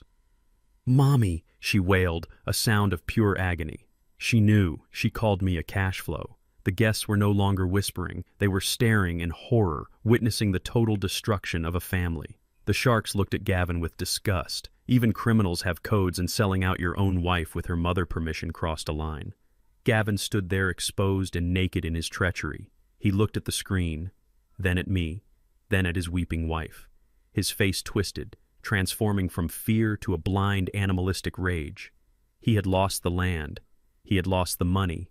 He had lost his reputation, and now he was losing his control over Candace. I walked over to Candace and knelt down, putting a hand on her shoulder. "Baby girl," I said softly, "I am so sorry." She looked up at me, her eyes red and swollen. "You were right," she whispered. "You were right about everything." She stood up slowly, using my arm for support. She wiped her face, with the back of her hand smearing mascara across her cheek. She took a deep breath and turned to face Gavin. The sadness in her eyes was gone, replaced by a fury that matched my own. "You monster," she said, her voice low and dangerous. "You used me. You and my mother used me." Gavin sneered, stepping toward her. "You are nothing without me, Candace. You are just a nurse. I made you someone." Candace screamed a primal sound of rage and lunged at him. She did not slap him. She attacked him, clawing at his face, pounding her fists against his chest, pouring years of manipulation and betrayal into every blow. "You bastard!" she shrieked, tearing at his expensive suit jacket. "I worked for you. I bled for you." Gavin stumbled back, surprised by her ferocity, but then his instinct took over, the instinct of a bully losing control. He grabbed her wrists, stopping her assault. Then with a snarl, he backhanded her across the face. The sound of the slap echoed through the room. Candace fell back, hitting the floor, hard blood welling on her lip. "You stupid bitch!" Gavin shouted, raising his hand again. "I made you." That was his last mistake. The moment his hand struck my daughter, something inside me snapped. It was the same cold clarity I had felt when I poured the poisoned coffee into the plant, but amplified 1,000 times. I did not think. I did not hesitate. I reached into the waistband of my trousers beneath the suit jacket and drew the Smith & Wesson revolver I had carried legally for 20 years. I stepped over Candace, placing myself between her and the man who had just hit her. I leveled the gun at Gavin's center, Mass holding it steady with both hands. The room gasped. Some of the sharks reached for their own weapons but stopped when they saw the look in my eyes. They knew a man protecting his child was dangerous. They decided to let this play out. Gavin froze his hand, still raised in the air. He looked down the barrel of the gun, his eyes going wide with terror. "Pop, what are you doing?" he stammered, backing away, his hands coming up in surrender. "Put it away. You are crazy." I cocked the hammer. The click was loud and final. "Get your hands off my daughter," I growled, my voice a low rumble like thunder. Gavin stumbled backward, tripping over his own feet and falling onto his backside. He scrambled away, crab walking across the carpet, trying to put distance between himself and the bullet. I stepped forward, keeping the gun trained on his chest. "You touch her again," I said, my voice devoid of mercy. "You look at her again, and I will put you in the ground right here." Candace sat up behind me, holding her cheek, looking at me with awe and terror. "Daddy, don't." I did not look away from Gavin.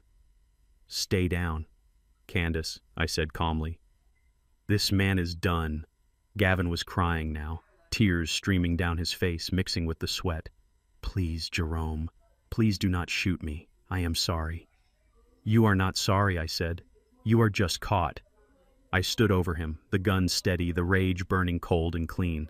"But I am not going to kill you, Gavin," I said, lowering the gun slightly but keeping it ready. "Death is too easy for you. You owe money to dangerous men. You are going to jail for attempted murder, and your wife just saw you for the coward you are."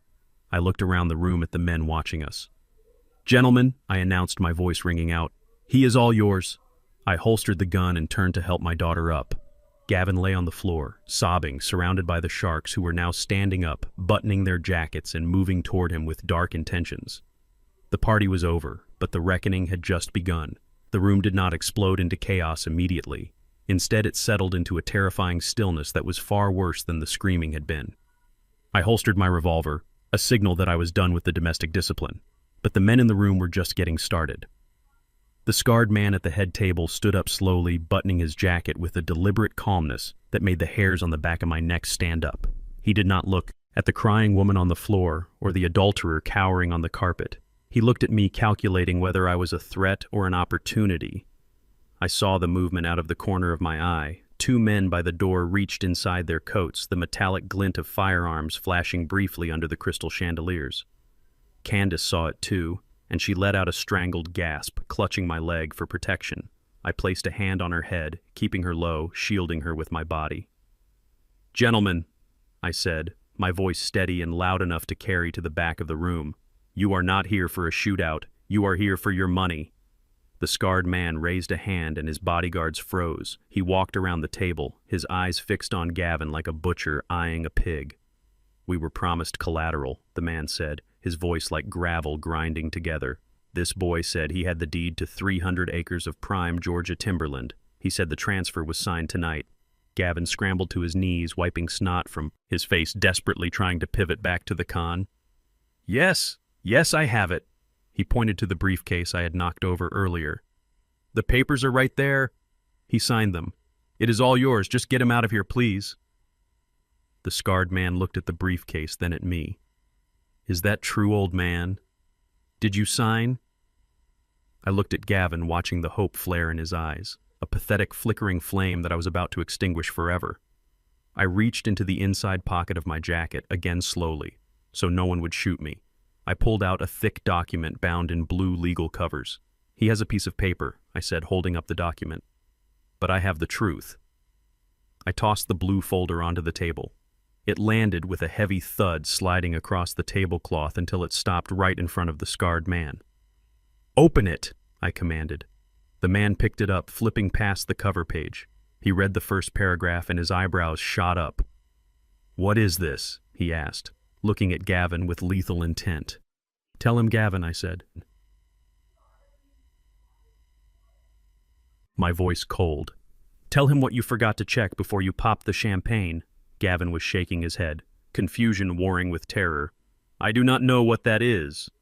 "I have the deed. It is signed." "That deed is a piece of trash," I roared, my voice filling the hall. I turned back to the investors who were now realizing they had been played 3 days ago while this idiot was busy poisoning my coffee and sleeping with my wife's best friend. I met with my attorney, Angela Rossi. We established the Blackwell Heritage Preservation Trust. It is an irrevocable trust dedicated to the preservation of black land ownership in the South. I took a step closer to the table, pointing at the document. At 9 a.m. this morning, that trust was recorded with the county clerk. The land does not belong to me anymore. It belongs to history, it belongs to the community, and it is locked up tighter than a drum. Gavin looked like he was having a stroke. "No, that is impossible. You were sick, you were confused. I was never confused, son," I said, leaning down until we were face to face. I was waiting. I looked at the scarred man. The document Gavin has is void. The signature is a joke, and even if it were real, he cannot sell what I do not own. That land will never be a resort. It will never be a casino, and it will never ever be used to pay off a gambling debt. The realization hit the room like a physical wave. The money was gone. The collateral was a ghost, and Gavin Miller was the man who had wasted their time. The scarred man closed the blue folder gently. Then he looked at Gavin. The look was devoid of anger. It was just business. And that was much, much scarier. "You owe us $2.4 million, the man said softly. Gavin scrambled backward, crab-walking until his back hit the stage. "Please listen. He tricked me. He set me up. I can get the money. I just need time." "You had time," the man said. He snapped his fingers and the 2 men by the door started moving forward, their hands reaching under their coats again. Gavin looked around the room, searching for an exit, searching for a friend, searching for anyone who would save him. He looked at Candace, but she was staring at the floor, unable to even look at him. He looked at me, his eyes wide and wet with tears. Pop, please, he begged, clutching at my pant leg. You cannot let them take me. They will kill me. Pop. I am family. I looked down at the man who had called me a mule, who had tried to erase my mind, who had laughed while he planned my death. I kicked his hand away, breaking his grip. I am not your father, I said, my voice ice cold. And you lost the right to be family when you put arsenic in my cup. Gavin began to scream, a high-pitched sound of pure terror as the men closed in. But I was not going to let them kill him. Death was too easy. Death was an escape. I had a different punishment in mind, one that would last a lot longer than a bullet. I raised my hand, snapping my fingers loudly. Now, I shouted. The kitchen doors behind the stage burst open, but it was not. Waiters who came out. It was a SWAT team. Heavily armed officers in tactical gear poured into the room, shouting orders. Police, drop your weapons, get on the ground. The sharks froze. The scarred man cursed under his breath, raising his hands slowly. He knew the game. He knew when he was beat. The bodyguards dropped their guns, kicking them away. Gavin looked at the police, and for a second he looked relieved. He thought he was being saved. He thought he was going into protective custody. He was wrong. 2 detectives in suits walked in behind the SWAT team, pushing through the confused crowd. One of them was my friend Kofi. The other was a man I did not know, holding a pair of handcuffs. They walked straight to Gavin, pulling him up from the floor by his expensive lapels. Gavin Miller, you are under arrest, the detective said. Gavin laughed hysterically, sounds bubbling out of his throat. Arrested for what? For fraud, for gambling. I will take it. Take me away. The detective slammed him against the wall, pinning him there. Not for fraud, son, the detective said. For the attempted murder of Jerome Blackwell. Gavin stopped laughing. What, we have the toxicology report from your father-in-law blood. It shows lethal levels of arsenic. We have the audio recordings of you and your mother-in-law planning the dosage, and we have the receipt for the poison found in your car. Gavin went limp, his legs giving out. The officers had to hold him up to cuff him. Attempted murder carries 20 years, Gavin, I said, walking up to him one last time. And do you know what the best part is? He looked at me, his eyes dead. The men you owe money to, they have friends in prison, lots of friends. You are not going to be safe inside, and you are not going to be safe outside. You are going to spend every day of the next 20 years looking over your shoulder, wondering when the bill comes due. Gavin began to sob, broken guttural sounds of a man who has lost everything. Get him out of my sight, I said, turning my back on him. They dragged him away, his expensive shoes, dragging on the carpet, leaving streaks of tears and snot on the floor of his victory party. I looked at Candace. She was standing up now, watching her husband being hauled away like garbage. She did not cry, she did not scream, she just looked tired. Come on, baby girl, I said, offering her my arm. Let us go home. She took my arm, leaning her head on my shoulder. We walked out of the obsidian room, leaving the sharks to explain their weapons to the police, leaving the shattered glass and the ruined dreams behind us. I had won the battle. The land was safe. The monster was in chains. But the war was not over yet. There was still one person left to reckon with. One person waiting at home thinking she had gotten away with it. Maxine.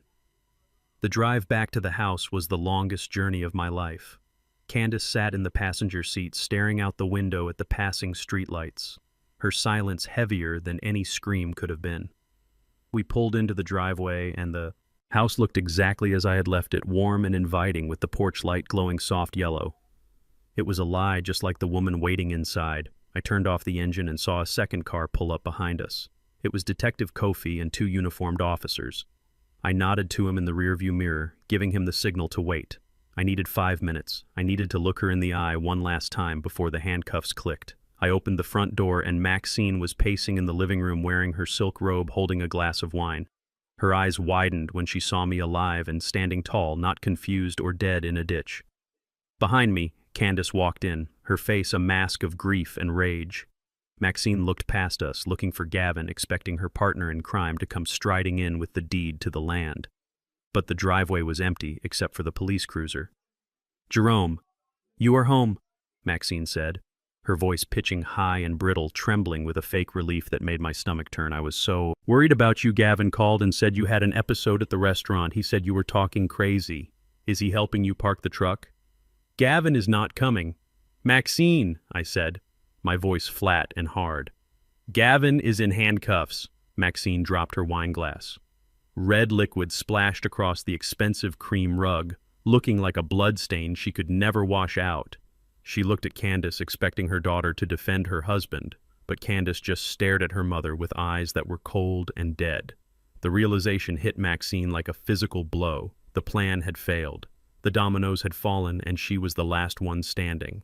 She did not ask about Gavin. Well-being instead, she scrambled to save herself, transforming instantly from the worried wife into the terrified victim. "Oh, thank God," she cried, rushing toward me, her hands reaching out. "You have to believe me, Jerome. It was all him. Gavin is a monster. He forced me. He threatened me. He said if I did not help him get the land, he would hurt Candace. He made me switch your pills. He made me put those drops in your coffee. I was so scared, Jerome, I did not know what to do. I was just trying to protect our family." I stepped back, letting her hands grasp at empty air. The performance was pathetic. It was an insult to the 40 years we had spent together. She really thought I was that stupid. She thought she could rewrite history while the ink on the police report was still wet. "Stop talking, Maxine," I said quietly. My voice was not loud, but it stopped her dead in her tracks. "Stop lying. You were not forced. You were the architect. You were the one who told him to keep Candace working double shifts. You were the one who called me an old mule. You were the one who decided my life was worth less than a plot of dirt." Maxine's face crumpled, the victim act slipping. She looked at Candace, pleading. "Mommy loves you, baby. You know I would never hurt your father willingly. It was Gavin. He has a gambling problem. He is dangerous." I did not let her finish. I walked past her to the hallway closet. I opened the door and pulled out a large floral suitcase. It was already packed. I had packed it myself the morning I left before I went to the hotel. I threw it onto the floor at her feet with a heavy thud. "You are leaving, Maxine," I said. She looked at the suitcase and then at me, confusion warring with panic. "Leaving? This is my house, Jerome. You cannot kick me out. I have rights." "You have the right to remain silent," I said. "But before you exercise that right, I have one last thing to tell you, one last loose end. I tied up while you were busy planning my funeral." I walked over to the mantelpiece where we kept the family photos. There was a picture of me and Maxine from 20 years ago smiling on a beach. It was a lie. Even back then, I reached behind the frame and pulled out a bank statement I had folded and hidden there. "You were desperate, Maxine," I said, turning to face her. "You were desperate to sell the land fast. You pushed Gavin. You risked everything on a clumsy poisoning attempt. And I wondered why.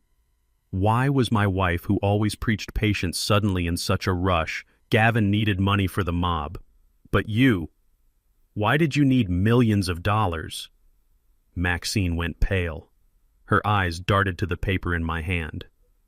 "I know about Marcus King," I said. The name hung in the air, sucking the oxygen out of the room. Candace looked up, sharp confusion breaking through her grief. "Who is Marcus King?" "Ask your mother," I said, keeping my eyes locked on Maxine. "Ask her about the son she had 2 years before she met me, the son she kept secret, the son she has been sending $2,000 a month to for 20 years, using my money, using your inheritance." Maxine staggered back, clutching the back of the sofa. "You have no right. That was my past. It became my present. When you stole from me to support him, I roared. But here's the thing, Maxine. I found out about the transfers 6 months ago. I did not tell you. I did not confront you. I just went to the bank and I put a stop order on that secret account in Delaware." Maxine's eyes bulged. "You what I cut him off, Maxine, 6 months ago. The money stopped and you did not notice because you were too busy plotting with Gavin. But Marcus noticed." I pulled another piece of paper from my pocket. It was a printout from a news website from Atlanta. "Without his allowance, your secret son got desperate. He owed money too, just like Gavin. So he tried to move a kilo of cocaine to make quick cash. He was arrested 3 days ago. Maxine, he is in federal prison, and he gave you up. He told the feds that his mother was sending him laundered money. He thinks you cut him off on purpose." Maxine let out a scream that was not human. It was the sound of a wounded animal screaming in a trap. "You killed him," she shrieked, flying at me, her nails aiming for my face. "You killed my son." I caught her wrists easily. She was weak. Her power had come from my trust, and that was gone now. "I did not kill anyone," I said, pushing her away. "I just stopped paying for his mistakes, just like I am done paying for yours." You did this, Maxine. You got greedy, you got sloppy, and now you have lost both your sons, the one you tried to kill and the one you tried to save. She stood there panting, her hair wild, her face twisted into a mask of pure hatred. The sweet church-going woman was gone, replaced by the monster she had always been hiding. She looked at the suitcase and then at the door. "Get out," she hissed. "This is my house. I am not going anywhere." I nodded toward the front door. "You are right. You are not going anywhere. You are going to jail." The front door opened and Kofi walked in, followed by 2 uniformed officers. The room filled with the crackle of police radios and the heavy presence of the law. Maxine Blackwell. Kofi said, his voice stern, devoid of the friendship we once shared. "You are under arrest for conspiracy to commit murder, attempted murder, and grand larceny." Maxine looked at the handcuffs hanging from Kofi's belt. She looked at Candace, who was turning her back on her mother, refusing to even look at her. She looked at me, and she saw stone. "No," she whispered, backing away. "No, you cannot do this. I am an old woman. You are a criminal," Kofi said, stepping forward. "Turn around and put your hands behind your back." Maxine did not turn around. She grabbed a heavy crystal vase from the side table and hurled it at me. It smashed against the wall inches from my head, showering me with glass shards. "I hate you," she screamed as the officers grabbed her, wrestling her arms behind her back. "I hate you. You were supposed to die. You stupid old mule. You were supposed to die." They cuffed her, dragging her, kicking and screaming toward the door. Her robe was disheveled, her dignity gone. She was spitting curses, calling me every name in the book, blaming me for Marcus, blaming me for Gavin, blaming me for her own black heart.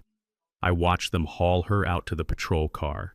The neighbors were watching again, seeing the flashing lights illuminating the downfall of the Blackwell family. I picked up the floral suitcase and walked to the porch. I threw it down the stairs. It landed on the lawn, bursting open, spilling her clothes onto the wet grass. I stood there on the porch, breathing in the cool night air. The house was quiet now. The poison was gone. The thief was gone. The liar was gone. I turned to go back inside where my daughter was waiting. The war was over. The battle for my life was won. But as I looked at the empty driveway where Maxine's car used to sit, I knew the silence in the house would be loud for a long time. I was a survivor, but I was also a widower in every way that mattered, except the paperwork. I closed the heavy oak door, shutting out the night, and the flashing lights, ready to start the long, hard work of rebuilding what they had broken. The piece I thought I had won was a fragile glass ornament, and exactly 30 days after the police dragged Maxine and Gavin out of my house, that glass shattered. The morning started with a knock on the door, but it was not a neighbor or a friend. It was a process server, a young man with a bored expression who handed me a thick stack of papers and walked away without a word. I stood on the porch, the heavy oak door open behind me, and read the cover sheet. The words hit me harder than any physical blow could have. Civil lawsuit Gavin Miller and Maxine Blackwell versus Jerome Blackwell. I walked into the kitchen, my hands trembling with a rage that felt old and familiar. I sat down and read the document. The audacity of it was breathtaking. From their jail cells, my wife and son-in-law had managed to hire a shark of a defense attorney, a man named Slade who was known for turning criminals into victims. The lawsuit claimed that I was the mastermind of a sophisticated fraud. It alleged that I had faked my own mental decline to entrap them, that I had planted the arsenic myself to frame Gavin, and that I had coerced Maxine into making incriminating statements under duress.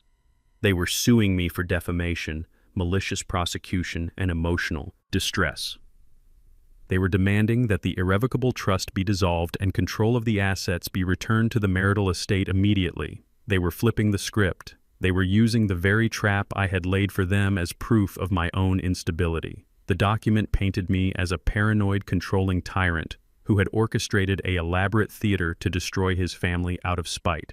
It was a lie, a monstrous, twisted lie, but it was written in legal language that made it sound plausible.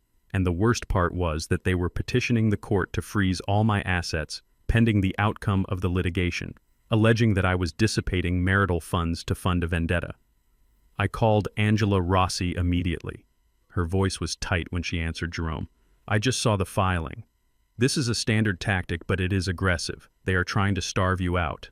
They know they cannot win on the facts, so they are trying to win on attrition. They want to force a settlement because they know legal battles are expensive. How expensive, I asked, looking around the kitchen that suddenly felt very empty. Very expensive, Rossi admitted. And there is a problem. The judge assigned to the civil motion is conservative. He granted the temporary freeze order. Ex parte this morning, your bank accounts are locked. Jerome, the pension, the savings, even the trust operating account. You cannot access a dime until the preliminary hearing next week. I hung up the phone and felt the silence of the house pressing in on me. They were in jail, but they were still reaching out to choke me. I went to the grocery store an hour later just to test it. I tried to buy milk and bread. The card was declined. The cashier looked at me with pity, thinking I was just another old man who had run out of money. I left the groceries on the counter and walked out, my head held high but my stomach churning. They wanted to starve me. They wanted me to come crawling to the jail begging for a deal so I could buy food. I drove home and went straight to the master bedroom closet. I pushed aside the rows of Maxine clothes which still smelled like her perfume, a ghostly reminder of the enemy. I pulled up the loose floorboard in the back corner beneath the shoe rack. It was a hiding place I had built 20 years ago, a place Maxine never knew about. Inside was a mahogany box lined with velvet. I opened it. The light caught the gold and silver of my secret collection. For 30 years, every time I got a bonus, every time I made a good side deal on a logistics contract, I bought a vintage watch, a Patek Philippe from the 50s, a Rolex Submariner from the year Candace was born, a Vacheron Constantin that was worth more than my truck. It was my retirement plan, my safety net, my legacy intended for a grandson who might now grow up without a father. I looked at the watches ticking away the seconds of a life I had tried to keep private.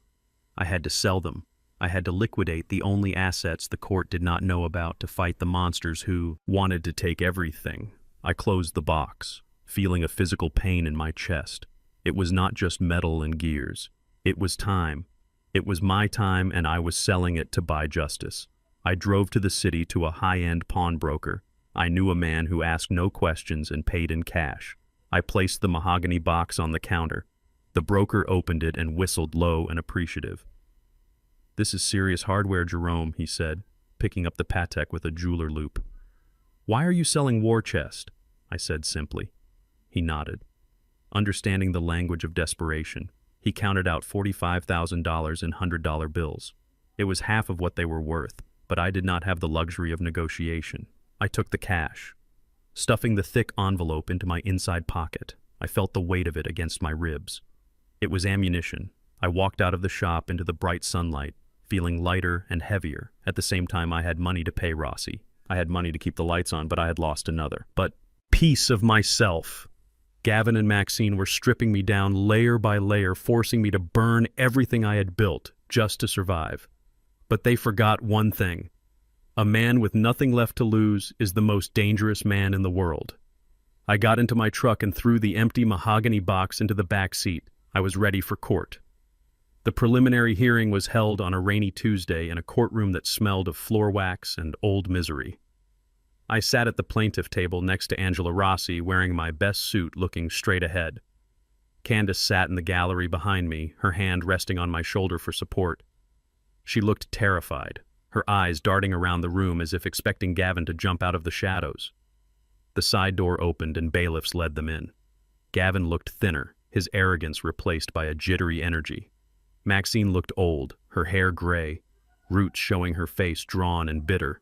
They wore orange jumpsuits, but they walked with their heads up, emboldened by their new legal strategy. They did not look at me. They looked at their lawyer, Slade, a man with slicked back hair and a smile that looked like a scar. The judge banged his gavel and the nightmare began. Slade did not waste time defending their actions. He went on the offensive immediately. "Your Honor," Slade began pacing in front of the bench, his voice smooth and theatrical. "We are here today because of a tragic misunderstanding fueled by the paranoid delusions of a man with a violent history. My clients are victims of a sophisticated entrapment scheme. Jerome Blackwell is not the kindly grandfather he pretends to be." Rossi jumped up. "Objection, character assassination overruled," the judge said, looking at me over his spectacles. "I want to hear this. Slade smiled and pulled a dusty file from his briefcase. He waved it in the air like a weapon. Mr. Blackwell paints himself as a saint, a victim. But let us look at the record. In 1974, Jerome Blackwell was arrested and charged with aggravated assault with a deadly weapon. He put 2 men in the hospital. Your Honor, this man has a history of solving his problems with violence. Is it so hard to believe that he manufactured this entire scenario to punish his family for wanting to put him in a care home? I froze. The memory of 1974 crashed into me. I was 18 years old. 2 men had cornered my sister in an alley. I had used a tire iron to get them off her. The charges were dropped when the truth came out, but the arrest record remained a ghost in the machine that I thought was buried forever. Candace gasped behind me. Daddy, is that true? I turned to look at her. I defended your Aunt Sarah, I whispered, but she looked shocked, looking at me with new doubt. Slade had planted the seed. He had turned my protection into aggression. Slade continued, relentless. He claims he was poisoned, but he has no witnesses other than a nurse he bribed with cash. Yes, Your Honor. We have evidence that Mr. Blackwell gave $5,000 cash to the nurse who drew his blood. Is that the action of an innocent man or a man buying a falsified toxicology report? The judge frowned, making a note. Rossi stood up, furious. Your Honor, that was emergency action taken by a man who was being held against his will. It looks like bribery. Slade countered, smooth as oil. And as for the gun, he pulled a gun on my client at a dinner party in front of 50 witnesses, a man with a violent past waving a firearm threatening to kill his son-in-law. Does that sound like a victim to you, or does it sound like a tyrant losing control? Gavin nodded vigorously from the defense table, playing the victim perfectly. Maxine wiped a fake tear from her eye, looking small and frail. The judge looked at me, and for the first time I saw doubt in his eyes. He did not see the man who built a life. He saw a black man with an assault record, a gun, and a lot of unexplained cash. Mr. Blackwell, the judge said, his voice stern. These are serious allegations regarding your credibility. I am not going to dissolve the trust today, but I am also not going to dismiss the countersuit. There is enough here to proceed to trial, and until that trial concludes, the asset freeze remains in effect regarding the estate. You will live on a court-appointed stipend. Gavin smirked. It was small, but I saw it. He had won the round. He had dirtied my name. He had cut off my resources. He had turned the court against me. I stood up, my legs shaking, not with fear, but with the effort of holding back the explosion. Your Honor, I said, my voice deep and resonating off the wood paneling. I saved my sister in '74, and I saved myself last month. You can freeze my money, you can dig up my past, but you cannot change the fact that there is arsenic in my blood and greed in their hearts. Sit down. Mr. Blackwell, the judge barked, banging the gavel. I sat down, feeling Candace's hand tremble on my shoulder. The hearing was over. We were going to trial, and I was going into battle with one hand tied behind my back. They had taken my money. They had tarnished my name, and now they were coming for my freedom. But as I looked at Gavin's smug face, I touched the pocket where the cash from the watches sat. They thought they had cornered me. They thought the old mule was tired. They were wrong. I had been fighting since before they were born. I knew how to survive in the mud. I knew how to fight dirty. And if they wanted to bring up the past, I would show them that the past has teeth. The call from Angela Rossi came at 6 in the evening, just as the sun was dipping below the tree line, casting long shadows across the property. Her voice, usually sharp and commanding, was heavy with frustration. Jerome, she said, and I knew before she finished the sentence that the system had failed us. Slade found a loophole. He argued that since the arsenic was found in your blood, but no one actually saw Gavin pouring the liquid into the cup, the physical chain of evidence was circumstantial. He argued that Maxine could have acted alone without Gavin knowing. The judge bought it. He granted bail pending the grand jury indictment. Gavin is out, Jerome. He walked out of the county jail 20 minutes ago. I sat there holding the phone, feeling the cold knot of dread tighten in my stomach. Gavin was free. He was desperate. He was humiliated, and he had nothing left to lose. A man like that does not run away. A man like that comes back to burn the world down. I hung up the phone and checked the load in my revolver. I turned off the lights in the house, plunging the rooms into darkness. I sent Candace to the guest room in the back, telling her to lock the door and stay down no matter what she heard. She argued, but she saw the look in my face and obeyed. I sat in the kitchen facing the driveway, watching through the window. The hours ticked by slowly. The silence of the countryside was usually a comfort, but tonight it felt like a held breath waiting for the scream. Midnight came and went. Then at 2 in the morning, I saw it. A pair of headlights cut through the darkness at the end of the long driveway. They turned off before they reached the gate. The car rolled to a stop just outside the property line. The engine cut out. I stood up, my joints popping, moving silently to the back door. I knew Gavin. He was a coward. He would not come to the front door where I might be waiting. He would come to the back. He would try to hurt me where I felt safe. I slipped out onto the back porch, the night air cool against my skin. I moved into the shadows of the old oak tree, merging with the darkness. I heard footsteps, soft, crunching on the dry leaves. Gavin appeared from around the corner of the detached garage. He was wearing dark clothes, but I recognized his walk, that arrogant stride that even jail had not beaten out of him. He was carrying something heavy in his right hand. It sloshed as he walked, a gas can. He was not coming for me. He was heading toward the old wooden barn that stood 50 yards from the main house. My heart stopped. That barn was not just wood and nails. It was my sanctuary. It was where I kept 40 years of journals. It was where I stored the original land grant documents from 1890 that proved my great-grandfather owned this earth. It was where I kept the photo albums of Candace growing up, the only copies that existed. Gavin stopped in front of the barn doors. I saw the flicker of a lighter in his hand, the small flame dancing in the dark. He poured the gasoline, splashing it over the dry wood of the doors. He was laughing, a low, manic sound that carried on the wind. He wanted to erase me. He wanted to burn my history, because he could not steal my future. I raised my gun, but he was too close to the wood. If I shot and missed, the spark could still ignite the fumes. I started to run, my boots pounding against the earth. Gavin turned, hearing me, but it was too late. He dropped the lighter. The world exploded into orange and red. The fumes ignited with a whoosh that knocked me backward.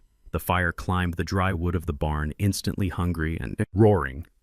Gavin stumbled back, shielding his face from the heat, scrambling away from the inferno he had created. I did not chase him.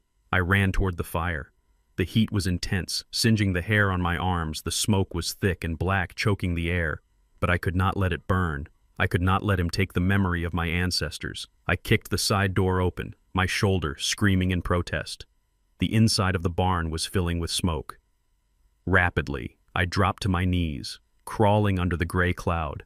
I knew exactly where the metal strongbox was. It was on the bottom shelf of the workbench in the corner.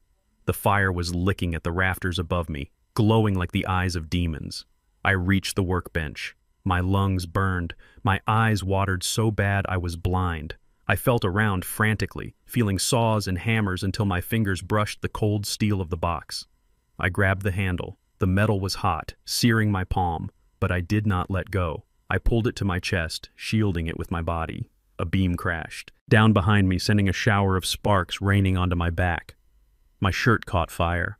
I rolled on the dirt floor, smothering the flames, coughing until I tasted blood. I had the box. I had the history. I scrambled back toward the door, dragging the heavy box with me. The heat was unbearable. It felt like the skin was peeling off my face. I tumbled out into the cool night air, gasping for oxygen, clutching the box like a newborn baby.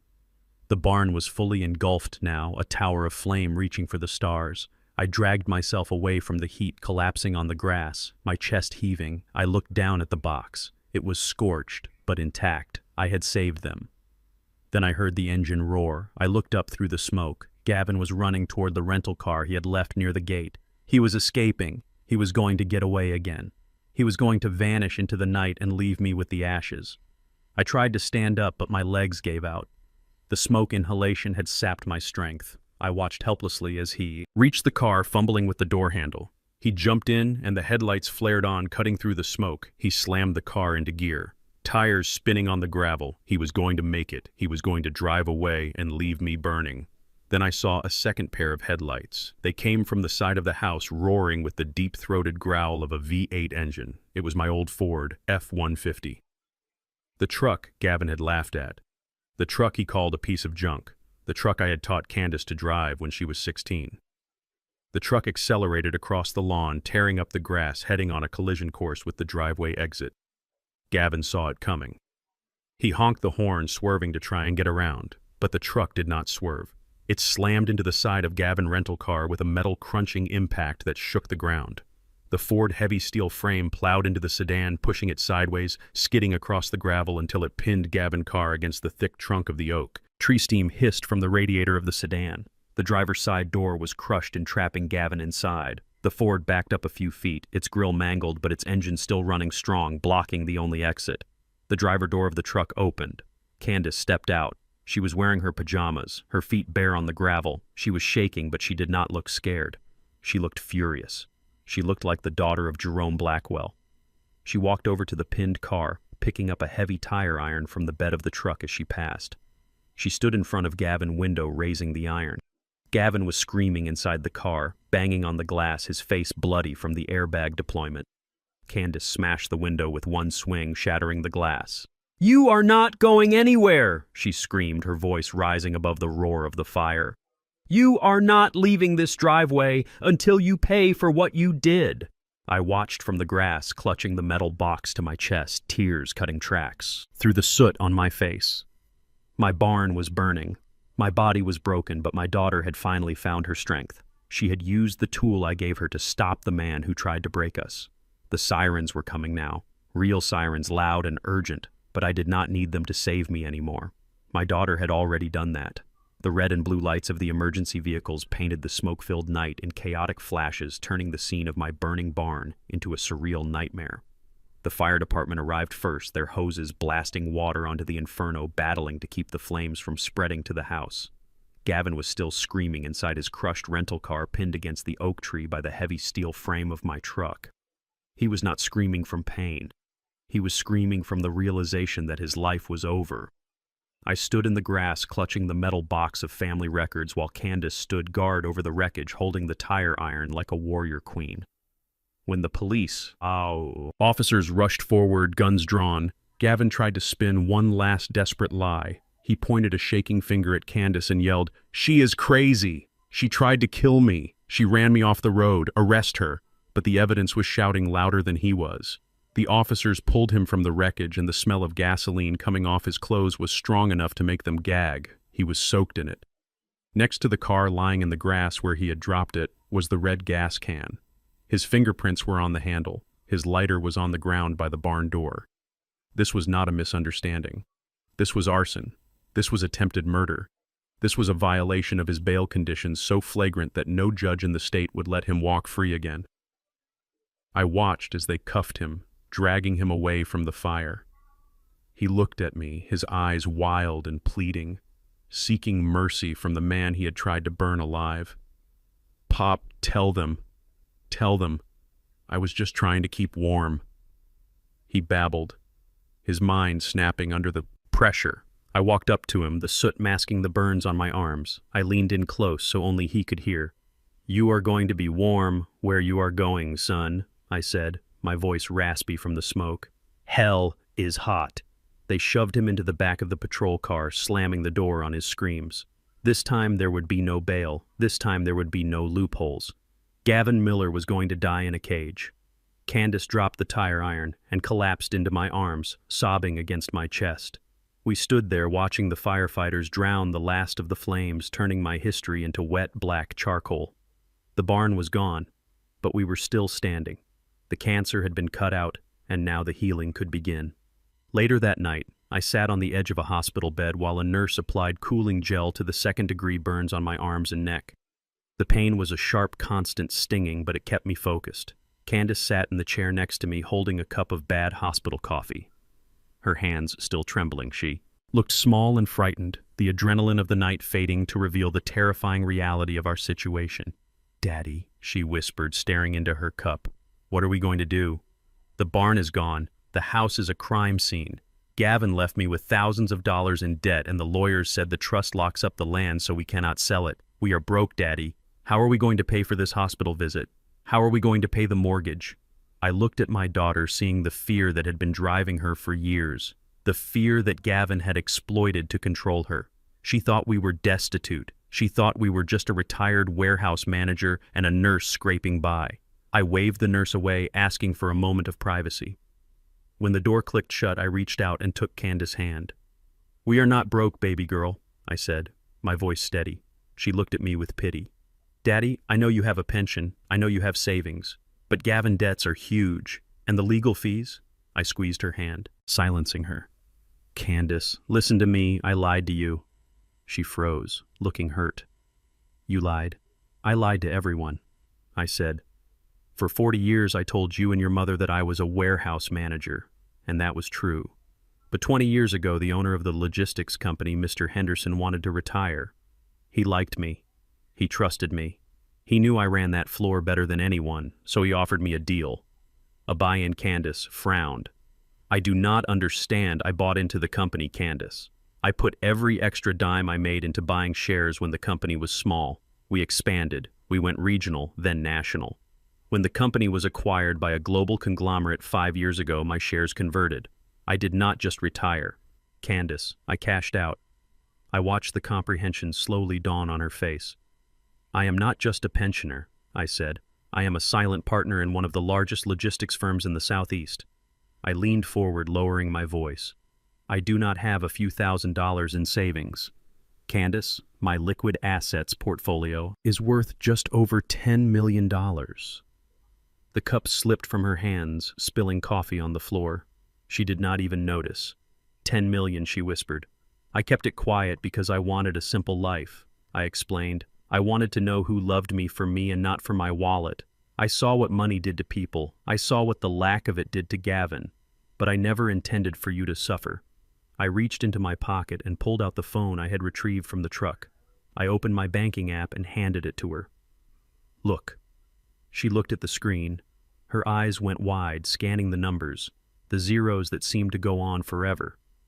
"We are not broke," I repeated. "We are free. I can pay off Gavin debts with a signature. I can buy you a new house tomorrow. I can build 10 new barns if I want to." The land in the trust was never about money. It was about heritage.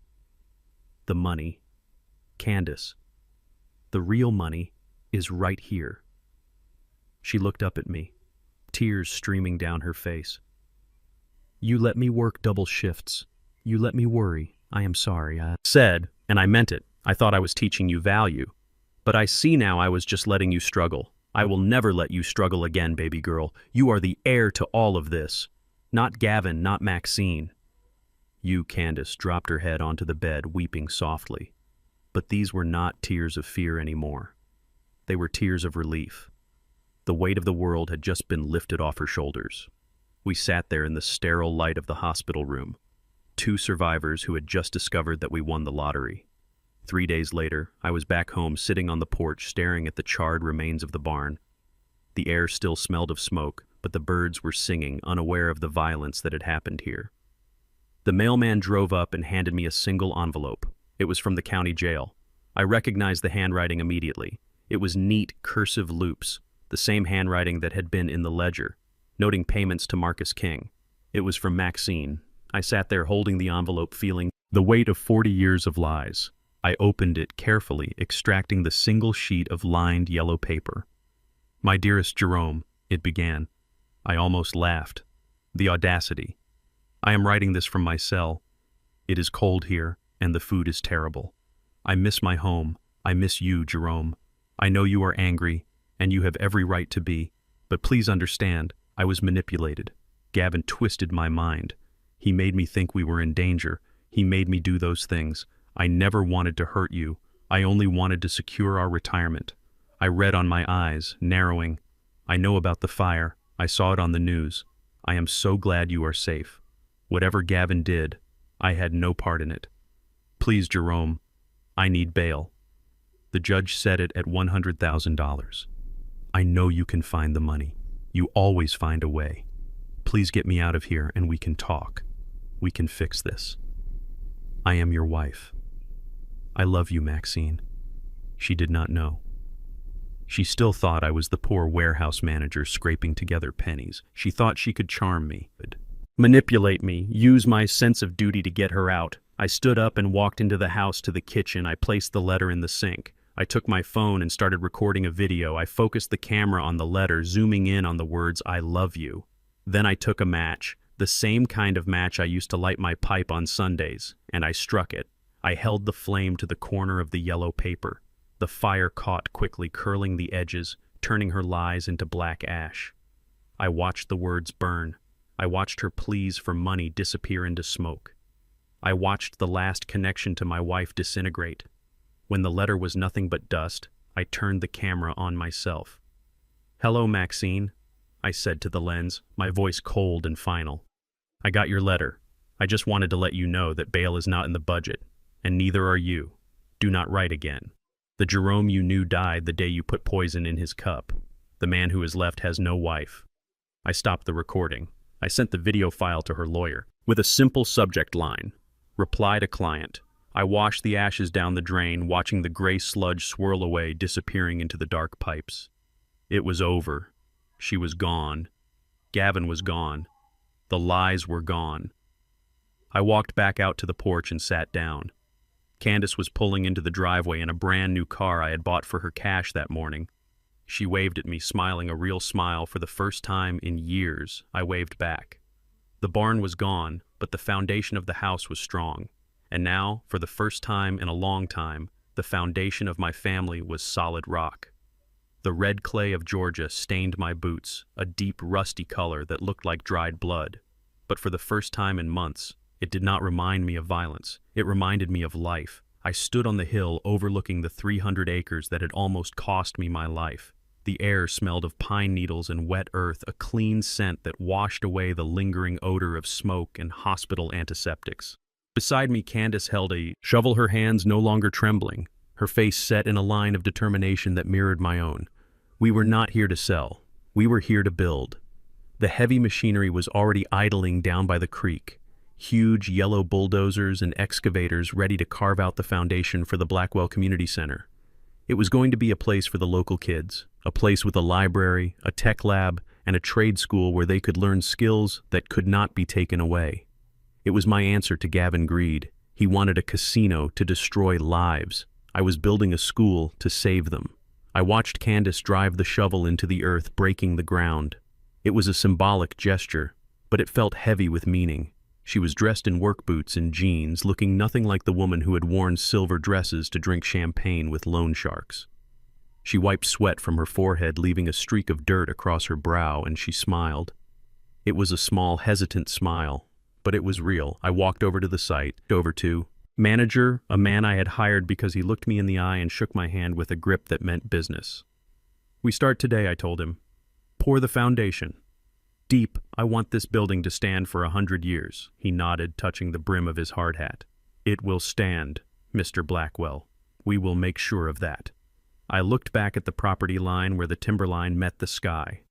I thought about the deed, the piece of paper that Gavin had tried to steal. It was safe now, locked in the trust, managed by Angela Rossi. No one could touch it, no one could leverage it, and most importantly, no one could die for it. The roar of the diesel engine starting up filled the valley, scaring a flock of crows out of the pines. I took a deep breath, filling my lungs with the dust of my ancestors. This land had been fought for, it had been bled for, and now finally it was going to work for us, not against us. I watched the first bucket of earth being lifted, and I felt the last of the poison leaving my spirit. I was not a victim anymore. I was a builder. And I was building something that no fire could burn down. Later that afternoon, the noise of the construction site faded as the crew broke for lunch. I found Candace sitting on the tailgate of my new truck, staring at her hands. She was crying silent tears that tracked through the red dust on her cheeks. She looked small again, like the little girl who used to scrape her knees running in the driveway. I walked over and leaned against the truck bed beside her.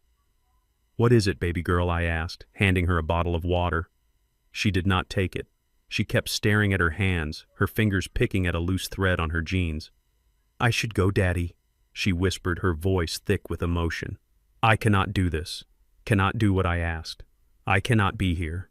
She looked up at me, and her eyes were full of a pain that broke my heart. "I do not deserve this. I do not deserve to be part of your legacy. I helped him, Daddy. I defended him when you tried to warn me. I called you jealous. I called you bitter. I let him into our lives and he almost killed you. Every time I look at this land, I see my own stupidity. I see how close I came to letting him win. I listened to her, letting her pour out the poison. The guilt was eating her alive, telling her she was unworthy, telling her she was just like her mother. I deserve to be cut off, she continued, sobbing. Now, I deserve to be left with nothing, just like Mom. You should send me away. You should find someone else to run this center, someone who did not betray you. I took her chin in my hand, forcing her to look at me. The sun was high and bright, exposing every flaw and every truth. Listen to me, Candace. I said, my voice low and firm. You are not your mother, and you are not your husband. You were a victim just like me. You were manipulated by a master liar and betrayed by the woman who gave birth to you. That does not make you bad, it makes you human. But I was blind, she cried. We were all blind, I corrected her. I lived with that woman for 40 years, and I did not see the knife until it was at my throat. Does that make me stupid? Does that make me unworthy? She shook her head. No, Daddy, you are the smartest man I know. Then trust me now, I said, releasing her chin. Guilt is a useless emotion, Candace. It is a luxury we cannot afford. It does not fix the barn, it does not pay the bills, and it sure as hell does not build community centers. You want to make it right, you do not run away. Running away is what Gavin did. You stay, you work. You take that guilt and you turn it into sweat. I pointed to the construction site where the men were returning to work. You are going to manage this project, I said. You are going to handle the accounts. You are going to hire the staff. You are going to make sure every dime is spent on these kids. That is your penance. That is how you pay me back. Not with tears, but with bricks and mortar. Candace looked at the site, wiping her eyes. She took a deep breath, straightening her back. I could see the steel in her spine, the steel she got from me. I am scared, she admitted. Good, I said. Fear keeps you sharp. Fear keeps you honest. Now drink your water. We have work to do. She took the bottle and drank. I watched her stand up, dusting off her jeans. She looked different, stronger. She was not the girl who needed a husband to define her value. She was the woman who was going to build a future. Just as we were about to head back to the site, a black sedan turned off the main road and crunched slowly down the gravel driveway toward us. It was not a local car. It had out-of-state plates. I felt my hand instinctively move to my waist, checking for the revolver I still carried. Old habits die hard, and I was not taking chances. The car stopped 20 feet away. The driver door opened and a man stepped out. He was tall, light-skinned, with a build that suggested he had spent time lifting weights in a yard. He wore a simple suit that looked cheap but neat. He held his hands out to his sides, showing me they were empty. Jerome Blackwell, he asked, his voice deep and cautious. I stepped in front of Candace, shielding her. Who is asking? The man walked forward slowly, stopping when he saw my hand on my belt. He looked at me and I saw a resemblance that made my stomach turn. He had Maxine eyes. My name is Marcus King, he said. The name hit me like a physical blow. This was him, the secret son. The reason my accounts had been drained for 20 years. The reason my wife had turned into a monster. I tensed, ready for a fight. I thought he had come for money. I thought he had come to finish what his mother started. You have a lot of nerve showing up here, I growled, taking a step forward. I thought the feds had you. I made a deal, Marcus said, keeping his hands visible. I gave them the supply chain. They gave me probation and time served. I am not here for trouble. Mr. Blackwell, then what are you here for? I asked. My anger boiling. I cut off the money. Marcus, the well is dry. Go tell your mother she failed. I know, Marcus said. He looked down at the red dirt. Ashamed. I know what she did. I know. She tried to kill you. I saw it on the news. I saw the stream.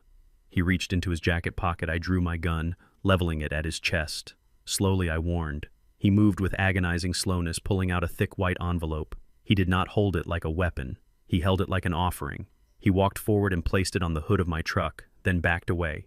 I did not know where the money was coming from, he said, his voice cracking. I thought she was rich. I thought it was family money.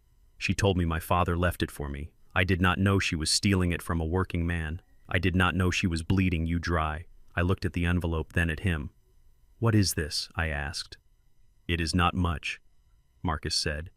It is everything I have left. It is $50,000. It is what she sent me the last 2 years. I did not spend it all. I was saving it for a house, but I cannot keep it. Not now. Not knowing it almost cost you your life." He looked at Candace, then back at me. "I'm sorry," he said.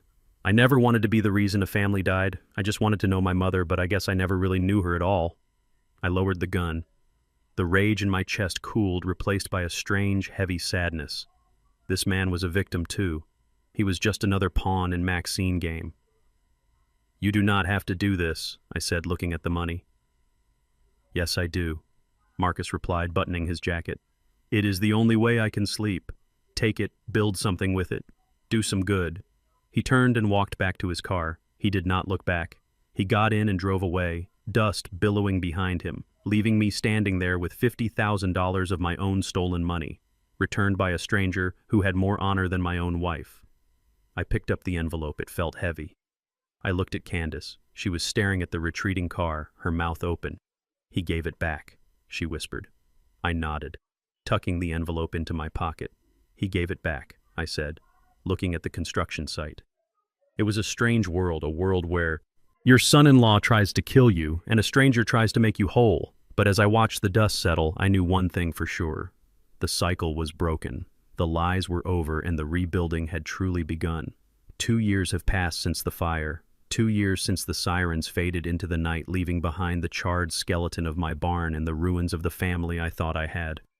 Time has a way of smoothing over the rough edges of memory like a river stone polished by the current. But it does not erase the scars, it just teaches you how to live with them. The Georgia sun is hot today, baking the red clay dust that coats my truck.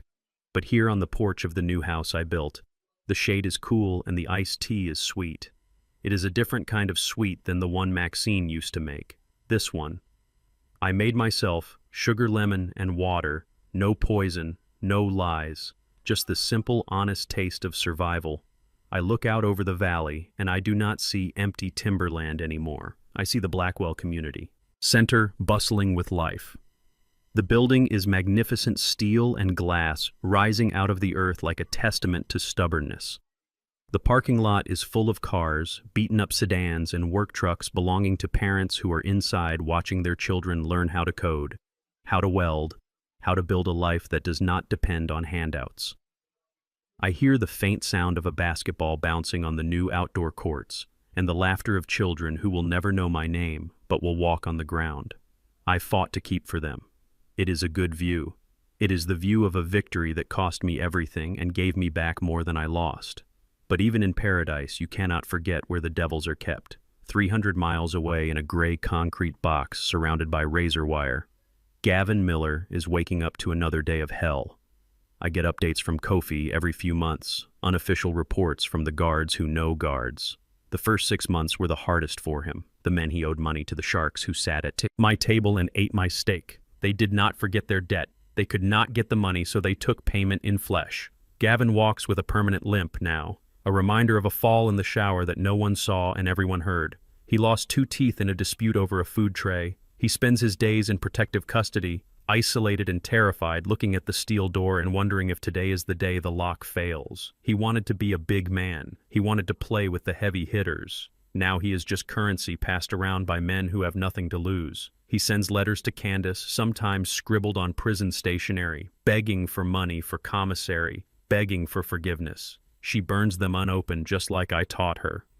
And Maxine, my dear sweet Maxine, who sat in the pew every Sunday and plotted my murder by Tuesday. She is not in prison, not exactly. Her lawyer managed to plead her down, citing her age and health, but the victory was hollow. She is in a state-funded nursing facility, 3 counties. Over. It is the kind of place she used to turn her nose up at, the kind of place that smells of boiled cabbage and industrial cleaner. The walls are beige, the floors are sticky, and the staff is overworked. I pay for nothing. The state takes her small pension and gives her a bed and 3 meals a day.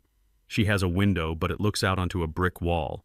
She spends her days sitting in a wheelchair. She does not really need telling anyone who will listen that she is wealthy, that her husband is coming to get her, that there was a terrible mistake. The nurses just nod and give her a sedative. She is alone, trapped in the prison of her own mind, surrounded by the mediocrity she despised.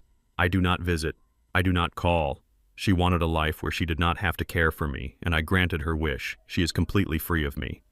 I take a sip of my tea and listen to the screen door creak open behind me. It is Candace. She is holding a tablet reviewing the budget for the new trade school wing. We are expanding. Again. She looks different now. The dark circles are gone, replaced by the glow of a woman who knows her worth. She cut her hair short, wearing it natural, and she traded the scrubs for blazers. She runs the foundation with an iron fist, managing the $10 million endowment better than any Wall Street broker could. I see her arguing with contractors, checking invoices, making sure every penny is accounted for. She is not the girl who begged me for $20,000. She is the woman who signs the checks. "Hey, Daddy," she says, sitting in the rocking chair next to me. "Tyler is asking if you want to go fishing down at the creek later." I smile, thinking of my grandson. He is 10 now, tall for his age. He knows the truth. We did not hide it from him. We told him his father was a bad man who made bad choices. We told him his grandmother got sick in her soul. We taught him that character is not inherited, it is built. He does not ask about them anymore. He asks about the land, he asks about the business, he asks. Ask me to teach him how to drive the tractor, tell him to get the poles ready, I say. I will be down in 10 minutes. Candace smiles and goes back inside, leaving me alone with the evening breeze. I put my glass down on the side table and open the drawer built into the arm of my custom rocking chair. Inside, resting on a bed of velvet, is my Smith & Wesson revolver. It is clean, oiled, and fully loaded. I do not carry it on my hip anymore. I do not sleep with it under my pillow. But it is always within reach. Some people say you should forgive and forget. They say you should let go of the weapons of war once the peace treaty is signed. But those people never woke up to a poisoned cup of coffee. Those people never watched their barn burn with their history inside them. I have forgiven myself for being blind for 40 years. I have forgiven Candace for being young and foolish, but I have not forgotten. I run my thumb over the cold steel of the barrel. I do not trust blindly anymore. I do not let people let into my inner circle without checking their pockets first. The warehouse manager in me is back, the man who counts every box and checks every seal. I am generous. Yes, I give scholarships, I build schools, I help neighbors, but I keep the gate locked. I look out at the sun setting over the Georgia pines, painting the sky in shades of violet and gold. It is beautiful. It is mine. They called me a mule. They thought I was a beast of burden, stupid and slow fit, only to carry their load until I dropped dead. But they forgot that the mule is the one who knows the path. They forgot that the mule can carry the weight that breaks the thoroughbred. And they forgot that when the mule plants his feet, there is no force on earth that can move him. I am Jerome Blackwell. I am 70 years old. I am a father, a grandfather, and a survivor. They tried to take my mind, and I outsmarted them. They tried to take my life, and I outlived them. They tried to burn my legacy, and I built a monument on the ashes. I closed the drawer, hiding the gun, but knowing it is there, waiting just in case the wolves ever come back, but they won't come back because the wolves know, now that this sheepdog has teeth. I pick up my cane, not because I need it, but because I like the way it feels in my hand, heavy and solid hickory wood. I stand up, my knees protesting a little, but holding my weight. I walk down the steps toward the creek where my grandson is waiting to learn how to fish. The past is dead, buried in a prison cell and a nursing home. The future is waiting by the water, holding a fishing pole and laughing. I walk toward it, leaving the shadow of the porch behind, stepping into the light of the evening sun. A free man, a rich man, and finally a man who can drink his coffee in peace without tasting the copper of betrayal. This is my land. This is my blood. And this is my legacy. And God help anyone who tries to touch it again. I learned that family is not defined by the blood in your veins, but by the loyalty in your actions. For 40 years, I confused blindness with trust, thinking that love meant sacrificing my dignity for people who only saw me as a resource.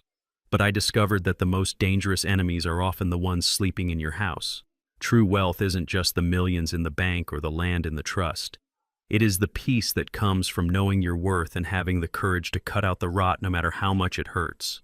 It is never too late to restart your life, to demand respect, and to build a legacy that stands on the solid rock of truth rather than the shifting sands of lies. If you enjoyed this story of betrayal, justice, and redemption, please hit that like button and subscribe to the channel for more stories like this. And let me know in the comments, do you think I was right to give Candace a second chance, or should I have cut her off like the others? I read every single comment. See you in the next story.